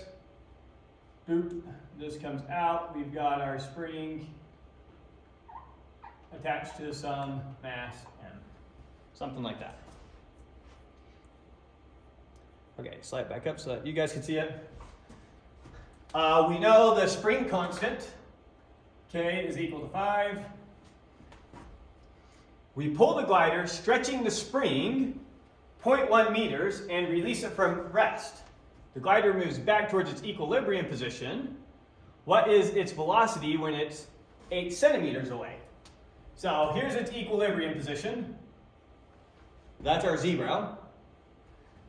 We came over here, x1. We initially stretched it to there, and then it compressed some to x2. x1 is 10 centimeters, x2 is 8 centimeters. You let it go. Wow. Yeah, so we grabbed, it was initially right here. I stretched it to right there and let go. I want to know how fast it's moving when it's right here. Okay. Okay, so once again, always and forever. Potential energy at the start plus kinetic energy at the start plus the work that goes into the system, in this case 0, is equal to potential energy at the end plus kinetic energy at the end. Right? What's our potential energy at the start? 0. 1/2 kx1 squared. That's our potential energy function for a spring. Yeah. Plus our kinetic energy at the start is 0. 0 is equal to our potential energy at the end, 1/2 kx2 squared plus 1/2 mv2 squared. That v2 is what we care about. Yep. So really quick, multiply both sides by 2, get rid of all that. Boop. Now I'm going to move this to the other side and factor out the k. So mv2 squared is equal to k spelled with a k, of x1 squared minus x2 squared. Good? Just moving that to the other side. Okay? And now, what's v2 squared going to equal? v2 squared. v2 squared is then going to equal k over m times x1 squared minus x2 squared. Good? And then take the square root to get the velocity. So, we want the square root of, our k was 5, divided by what was our m, 0.2, times x1 squared. x1 was 0.1, sorry we didn't write that out, but x1 was 0.1. 0.1 squared minus 0.08 squared, all under the radical, and it comes out to exactly 0.3. So V2 is equal to 0.30 meters per second, since I think we have two significant figures. What was your x2? X2 was this, sorry. X2, What was your X1. 0? Nope, X1 is how far this was stretched. It was 10 centimeters, or in other words, X1 was equal to 0.1 meters. X2 was 8 centimeters, or 0.08 meters. Yeah. Yeah, I should have written those up. Okay, so there we go, there's the velocity. What? Just as a quick thought. What would have happened if you tried to solve this, but you assume your x2 was greater than x1? So like, They would just be the same thing as multiplying that by a negative. And then you would have tried to take the square root of a negative number. does it have any kind of interpretation that's useful? Yeah, you made a mistake. Because you're getting undefined, or imaginary numbers. Right. Okay, so V2, they wrote plus or minus that, because technically, it could be going that way, or it could have been the case that it came all the way and bounced back, and now it's going back that way. So it's at this point going two different directions. Wait, but if it bounced back, Then it will have the exact same speed, just going that way. how do we know that? Because no energy is lost anywhere. And so if it has the same potential energy, it has to have the same kinetic energy. So theoretically, that spring should just fall forever. Yeah, this is a frictionless spring that's going to go on forever, just oscillating that back and forth. If I release it, it's going to go compress, pop out, compress, pop out, compress, pop out.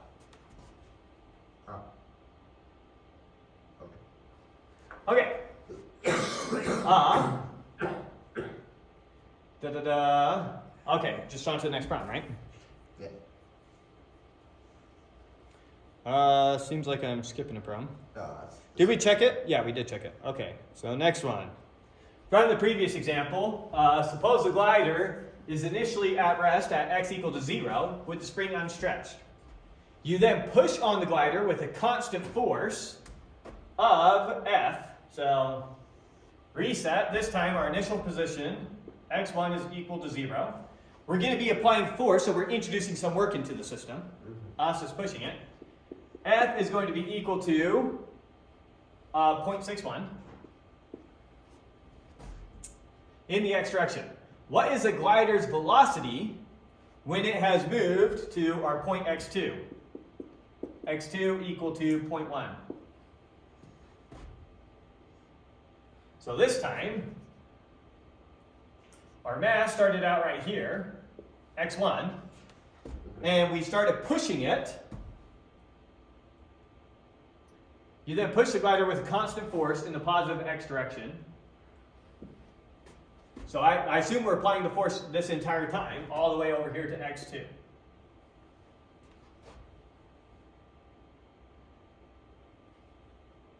So it's initially unstretched right here. I start pushing it until it gets that far and I let go. And I stop pushing. Okay. So the question is, how fast is it moving that way? That way. Well, yeah, because imagine I've got the box here and there's some spring attached to it, and I'm kind of like, I'm like throwing it, right? I'm applying some force for some distance and letting go. So, okay. You see? Yeah. Okay. So, always and forever, what's our equation? Potential energy at the start plus kinetic energy at the start plus the work that goes into the system is equal to potential energy at the end plus kinetic energy at the end. Woohoo. All right. What's our potential energy at the start? 0. 0. What's our kinetic energy at the start? Also 0. What's the work that goes into the Is system? that possible? Because we're applying work, it starts out not moving, and we're pushing it. Yeah. So the work that goes into the system is our force, 0.61. I'll just leave it as F for now. Our work that goes into the system is F times our displacement. Or in other words, in this case, it's F times x2. x2 is our displacement. You can think about it as x2 minus x1 as our displacement, if you want, which will just be x2. Good? There's work that goes into the system. This has to be equal to its potential energy at the end. What's its potential energy? 1/2 kx2 squared plus its kinetic energy at the end. 1/2 mv2 squared. We know all these numbers except for v2, and so we're solving for v2. Yeah. Right? So, let's solve for v2. I'm going to go ahead and multiply everything by 2. So that's going to put the 2 right there. And then I'm going to move this to the other side. So mv2 squared is equal to 2f times x2 minus x1 is just x2 minus kx2 squared.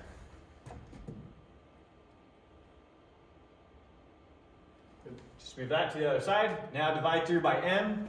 And so v2 squared is equal to 2fx2 minus kx2 squared all over m. Good? Okay, so now take the square root of that to figure out what v2 is.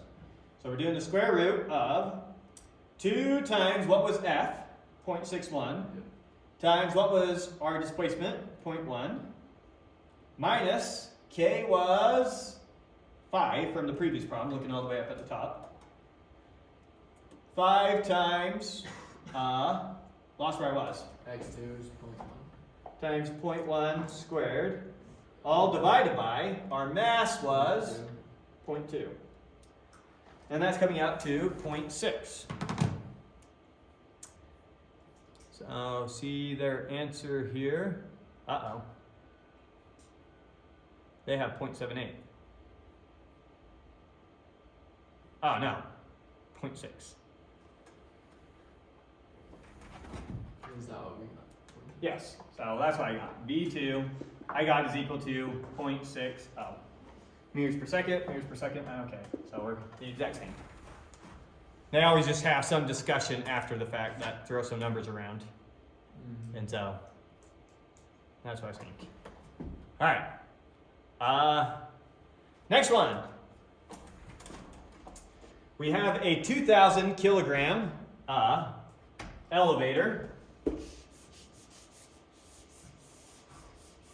with broken cables in a test rig. And it's falling at 4 meters per second. So, really quick. So far, I know my mass. My mass was equal to 2,000 or 4,000? 2,000. Yeah. And we know what our initial velocity is going to be. V1 is going to be 4 meters per second. Okay, the spring is intended to stop the elevator compressing 2 meters. So we're going to be doing a 2 meter compression. So I'll call my initial position x1 equal to 2. And I'll call x2 equal to 0. So we compress 2 meters. Isn't the other way around? No, because it's going to start out 2 meters uncompressed and then compress 2 meters. Oh, yeah. Oh, yeah, you have a good point.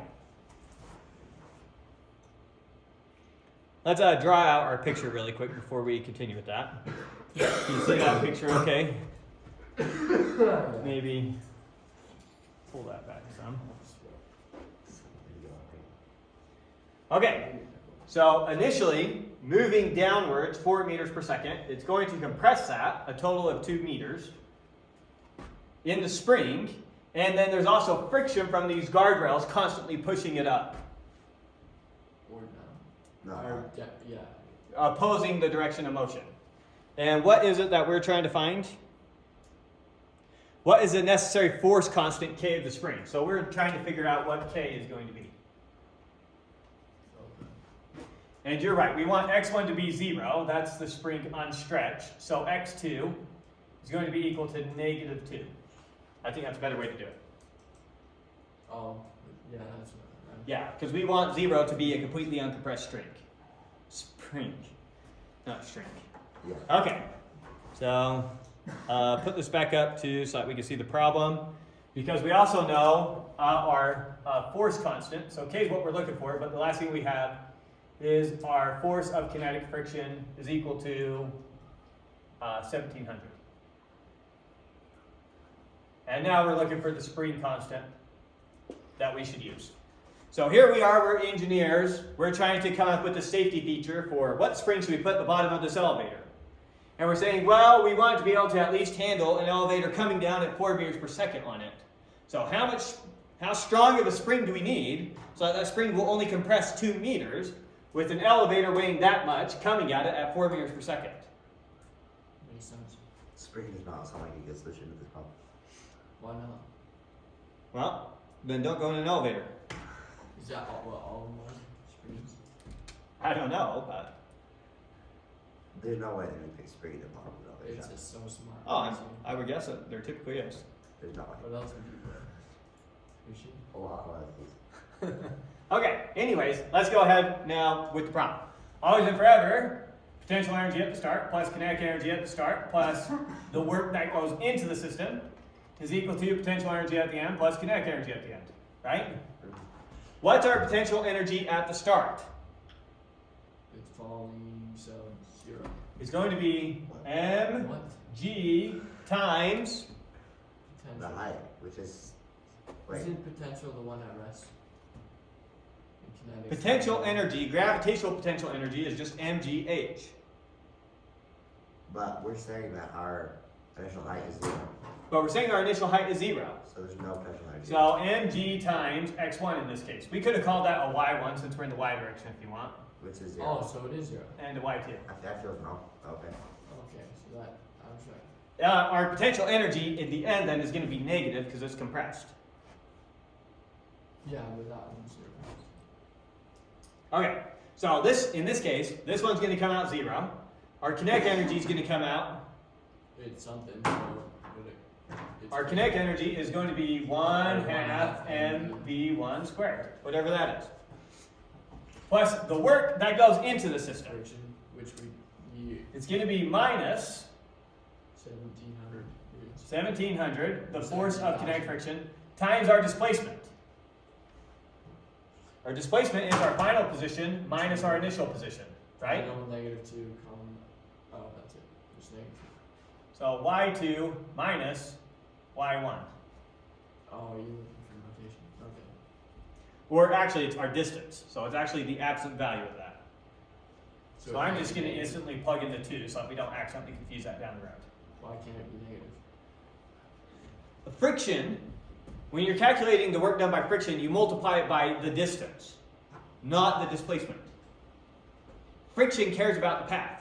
If I slide a box this way for 5 meters, and then I slide a box this way for 5 meters, so my total displacement is 0, the work done by friction is not 0.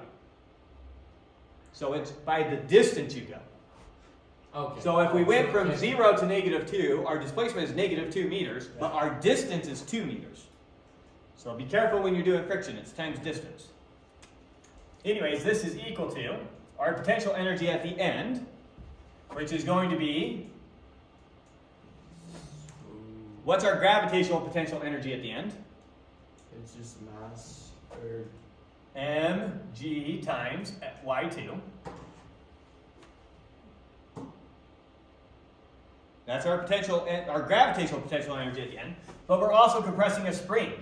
So also plus 1/2 ky2 squared. Okay. Because we have both potential energy from the spring, or from gravity and from the spring. So both our gravitational and spring potential energy at the start were 0. Because the spring wasn't compressed, and we're calling where we started 0. okay. Good? Yeah. Okay. Now, plus our kinetic energy at the end. What's our kinetic energy at the end? It's when the elevator stops. It's 0. So it's 0. So here's our problem, and we're trying to solve for k. Right. Okay. So, let's see. Anything obvious to do right out the door? Let's just move that to the other side. So I'm going to say 1/2 ky2 squared is equal to 1/2 mv1 squared minus mgy2 minus f sub k times 2. With me? Yeah, move your 1/2 and cancel it out, and then Yeah, your 2 goes multiply everything by 2 and divide it by the y1/2 squared. So I'm just going to say k is equal to 2 times 1/2 mv1 squared minus mgy2 minus f sub k times 2 all over y2 squared. Good? Okay, so now all numbers that we know, plug into our calculator.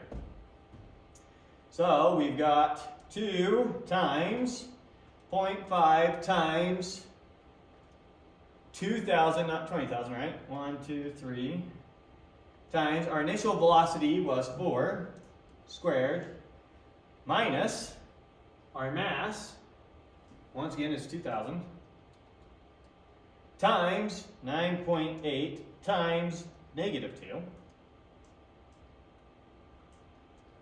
y2 is -2, right? And then 1700 times 2. minus 1,700, Or 17,000. 1,700, 17,000 times, what's our displacement? 2. Their displacement is -2, isn't it? Or, yeah, what's our distance? And now we have all that, and we're going to take that and divide it by y2 squared, which is 4. Oh, 4. And so I got 10600. So this is coming out to 10600. Let's look for our significant figures. 3, 3, Yeah,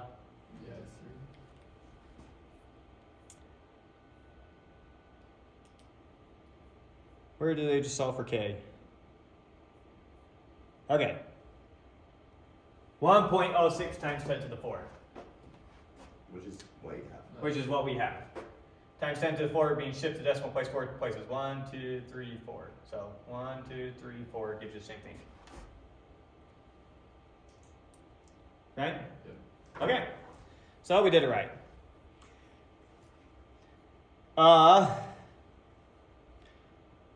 Okay, this one just has you calculate the work done by friction, sliding a box along this path.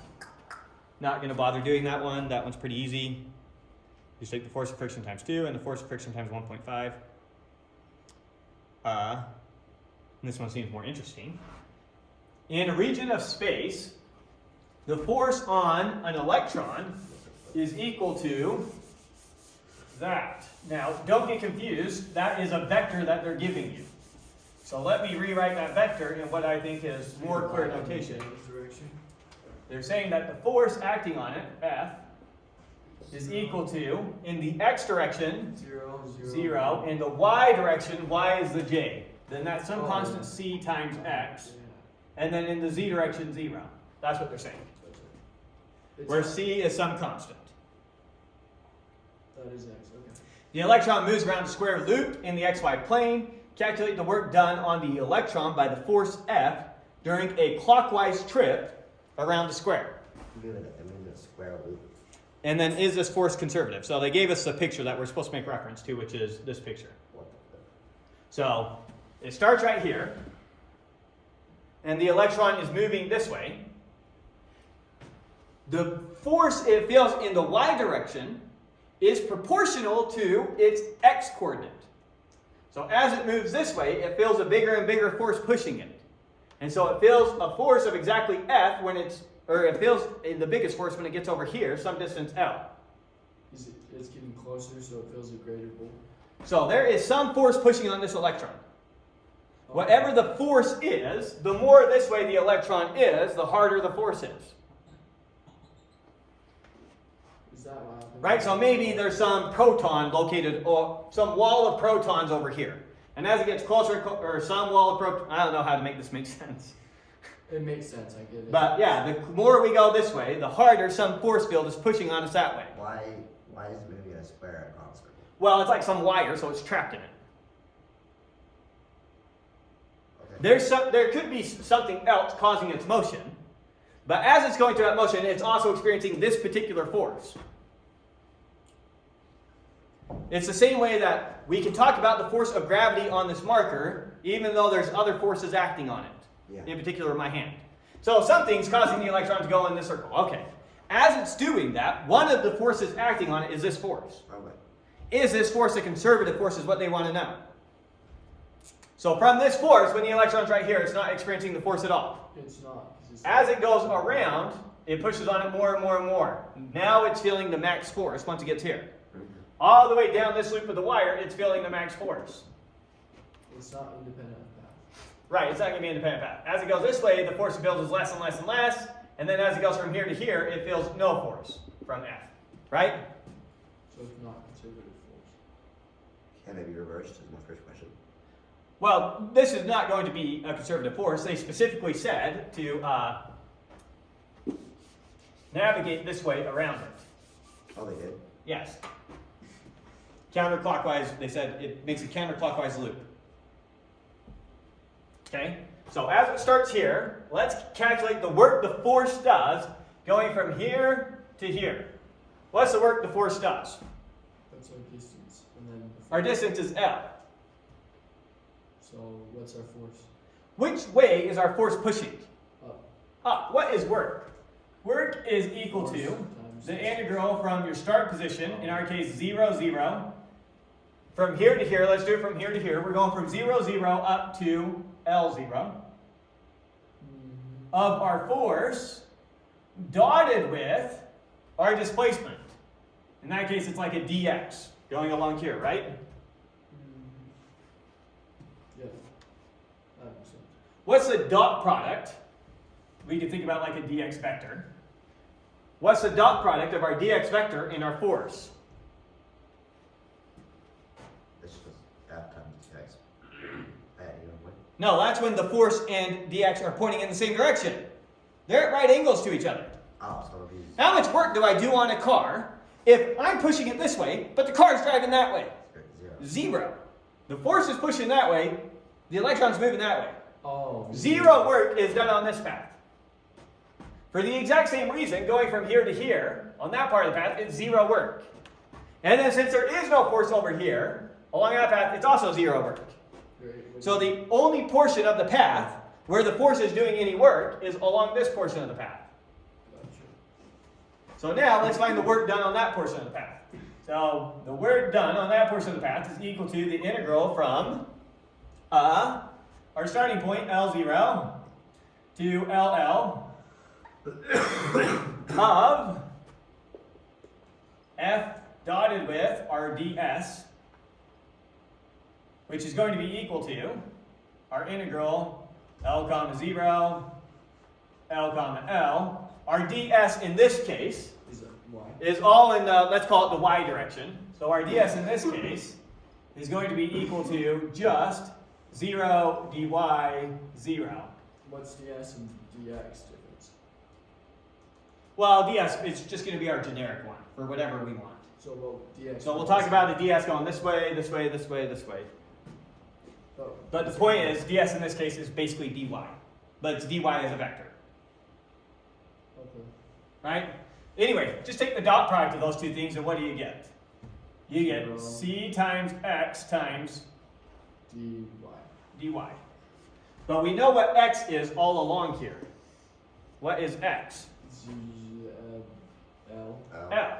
So this is actually c times L Well, that's what they have. times dy. Yeah. You might have wondered, we had an x and a dy, how could we solve that? We couldn't. But x isn't a variable for this part of the path. Constant. It's only a variable for this part of the path and for this part of the path. So it's constant. Pull the CL out and integrate, and so we get CL times y evaluated from our y changes from 0 to L. So it's equal to c times L squared. What? What do you? Oh, y. Okay. Y is our variable, evaluated from 0 to L, because our y goes from 0 to L. Make sense? Yeah. Yeah. Okay, so there we go. This is the total work done in going all the way around. Obviously, it's not a conservative force because it didn't come out 0. It should be 0 if it's a conservative force if you get back where you started. Yeah. Okay, Yeah, it's not independent of the path. so, Is it reversible though? okay, there's where they said it. All the works come out to CL squared. They did such a good explaining that. Such a good job explaining that. Oh, you read it and you liked it? No, I was Okay. Okay, we won't go back to the skateboard one. Before we do these last two, let's cover the last part of lecture now. You have everything that you'll need for the majority of your homework. Everything that we're about to do after this is just gravy. So, gravy. yeah, it's just gravy. What is that? Just gravy. Just extra, just bonus, just toppings, just gravy. Common expression. Never heard that actually. You should get familiar with the idioms of your language. Okay. You take a break. Sure, let's take a break. Okay. Even though either way. Yeah, Okay. stupid building, bro. It's just in the way. Let's finish up now with the fun part. So, already been overemphasizing this, but can't overemphasize it too much. So, one-dimensionally, let f of x be some conservative force. So it's some function and it gives you the force that you experience at some position x. So this could be like Hooke's law. If it was specifically Hooke's law, then that would be f equals minus kx. It's some force function. Maybe it's Hooke's law, maybe it's gravitational force, maybe it's electric charge force. Whatever it is, it's just some conservative force. And so it's some function and it tells you the force on you at some position x. We're sticking to one dimension so far. You with me? Okay. Then, when we integrate that force function from x1 to x2, then we're going to get some change in potential energy function associated with it. And notice that it always gave us our potential energy at the start minus our potential energy at the end. Or in other words, it gave us the negative of our potential energy evaluated from x1 to x2. Okay. Alright, yeah. Alright, so whatever this u is, it's just the integral of f, but the negative integral of f. And that's all the u is. Okay. In other words, you integrate your force function, and it gives you the negative of your potential energy function, as long as it was a conservative force. Had to be a conservative force. Then, what does that mean? What do I get if I take the derivative of my potential energy function? Do force function. Negative. I should get the negative of my force function. So, the derivative of your potential gives you the negative of your force. And this is the way you'll often see it. This is a very useful connection. It matters a lot more once you get to electricity and magnetism. But it's an extremely useful connection because oftentimes it is easier to work with a potential energy function than it is with a force function. It's easier to find it and then calculate your force from your potential energy rather than your potential energy from your force. One way to think about that is it easier to take an integral or a derivative? Derivative, and it's not even close. Would you rather differentiate your potential energy function to get your force, or integrate your force function to get your potential energy? Gotcha. So, oftentimes it's very useful to think about this way. If you already have your potential energy, you can instantly get your force Yeah, function. but that's only if you have it, so it's not like... Right, if you have it. But And oftentimes it's going to be easier to come up with that function than to come up with your force function. Right. And I'll try and help that click more here in a second. It's harder to see in 1 dimension, I'll try and help that click in 3 dimensions. But before we move on to doing this in 3 dimensions, we have to introduce you to partial derivatives. And as you all read your chapter, for sure, you were all confused when you came to the part where you were seeing this type of notation. That was never in a chapter. And this wasn't your chapter. Was it? Yes. Let me introduce you to the book you're reading. This was not. Oh. Right there in the yellow. Well, maybe you're right. Maybe. Can I show it to you in the book? Okay. So, What the flip? when you have some function, you can talk about its partial derivative with respect to x, partial derivative with respect to y, or partial derivative with respect to z. It only makes sense if this function is a multivariable function, like a 2-dimensional function or a 3-dimensional function. Partial derivative is what? Well, I'm going to tell you what it is. This is just a notation. So just reading what this says. This says the partial derivative of f with respect to x. Is that a delta? It's a different type of delta, but yeah, it's a delta. Different symbol of delta. Okay. This says a partial derivative of f with respect to y. This says a partial derivative of f with respect to z. Those will be the ones you see. And this is in calculus? This is in Calc 3, multivariable calculus. Okay. Don't worry, these aren't that bad. I remember now. You won't have to do anything fancy with these. I'm just going to show you how to actually calculate one. And it's going to be way easier than the notation makes it look. So it looks scary, actually pretty easy when you have to calculate one by hand. Calculate one like. We'll do it. Actually calculate one. Yeah, I'll give you a concrete function, there it is, and we'll calculate it. It's really easy. Okay, but remind ourselves, first off, what's a derivative? So let's say f is some function of a single variable x. Then we had the notion of the derivative of f with respect to x. And what was that? That was the limit as delta x went to 0 of our difference quotient. Our change in height, rise over run. That's all it was. So here's some function f. Here's x plus delta x. We went over some delta x. And we had some rise. This is the height at x plus delta x, or in other words, it's f at x plus delta x. That's what a function does, gives you the height at that point, right? So here's x, its height is f of x. Here's x plus delta x, its height is f of x plus delta x. And so this height in orange is just the top minus the bottom. Right? So here's your rise. Here's your run. Rise over run. Now we do that at an infinitesimally small interval delta x, and it perfectly gives us a slope. Slope is essentially rise over run. That's a derivative. Good? Yep. Okay, so now we're going to move to a two-variable situation. So a function in terms of x and y. Here's an example of what that might look like. Just a function that depends on both x's and y's for its values. What would be an actual real-world example of that? A circle. No, not a circle.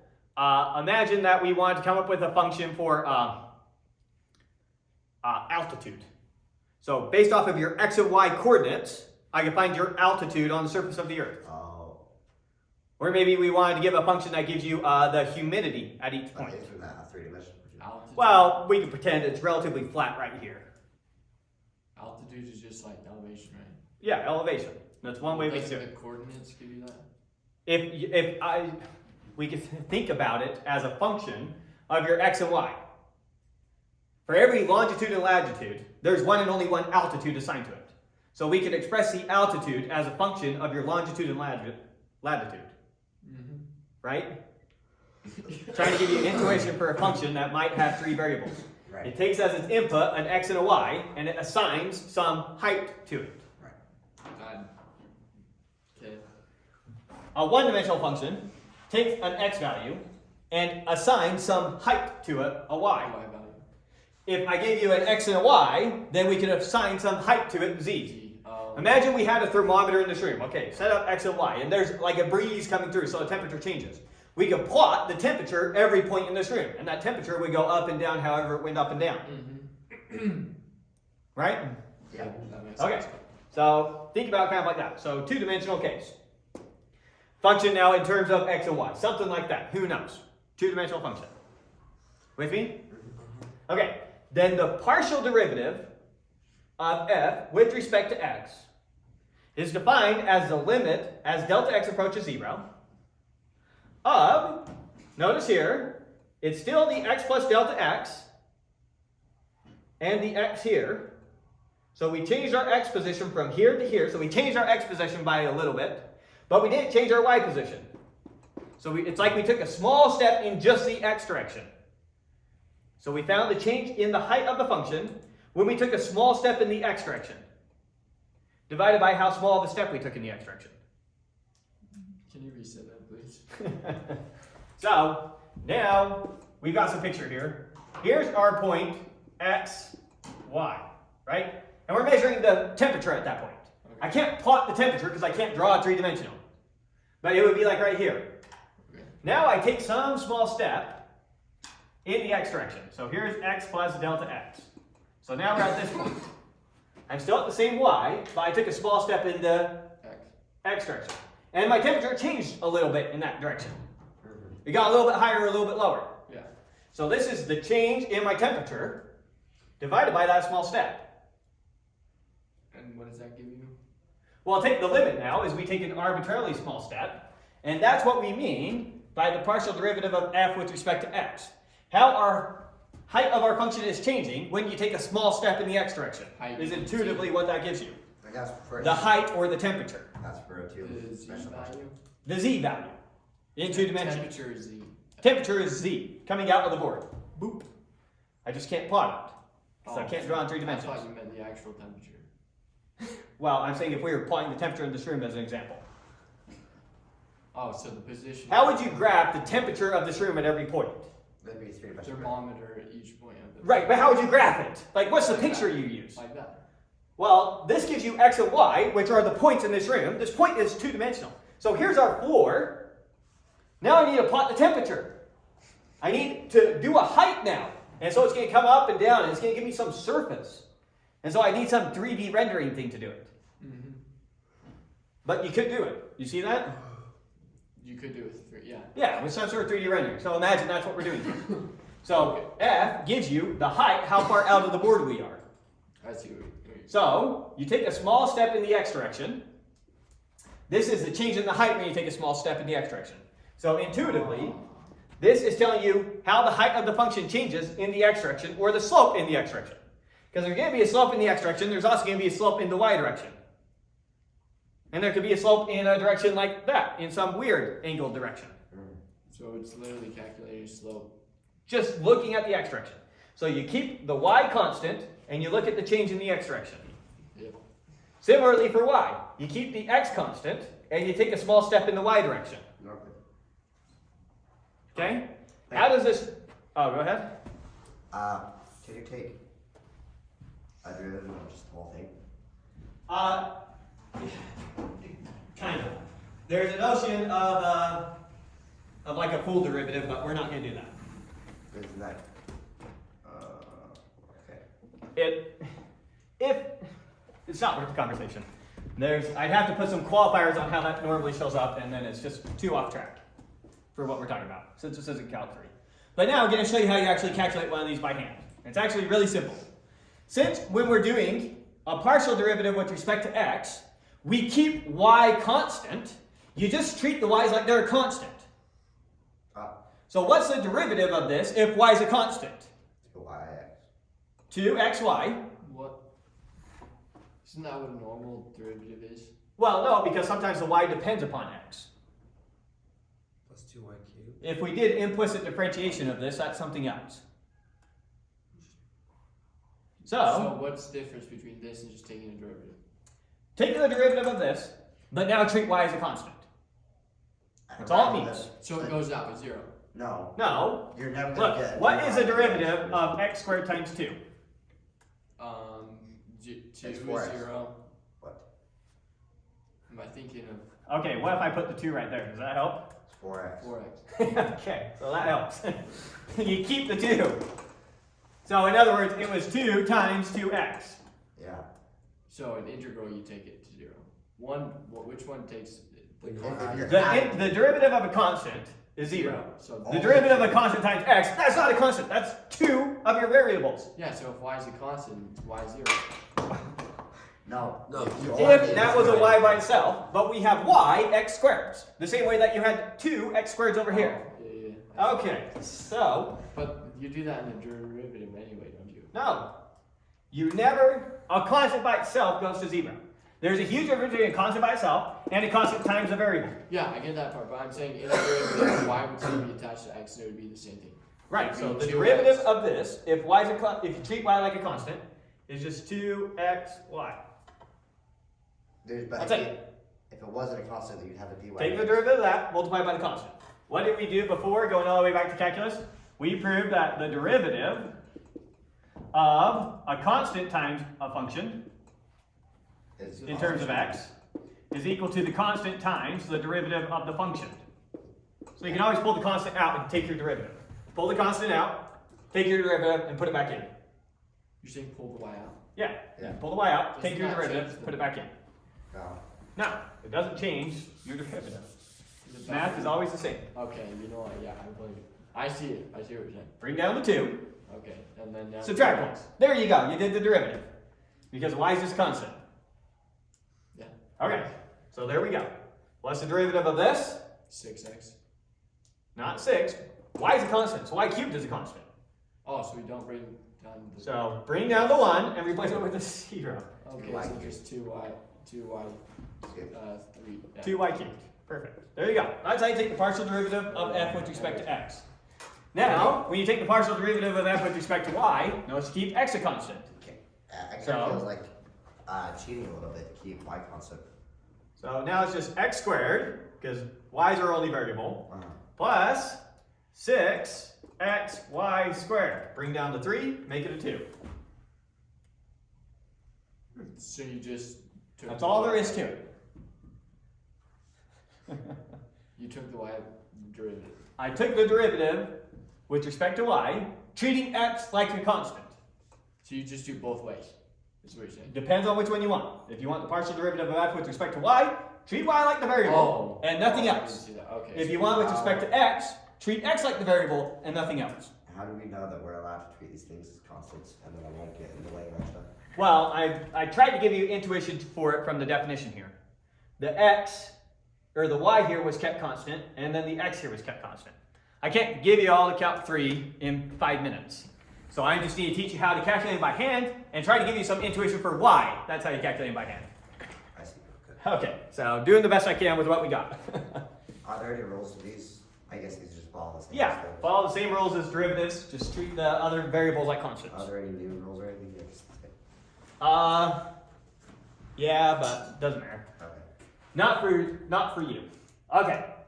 So now let's upgrade to the three-dimensional case. Okay. Doing this again in the three-dimensional case. So 3 dimensions.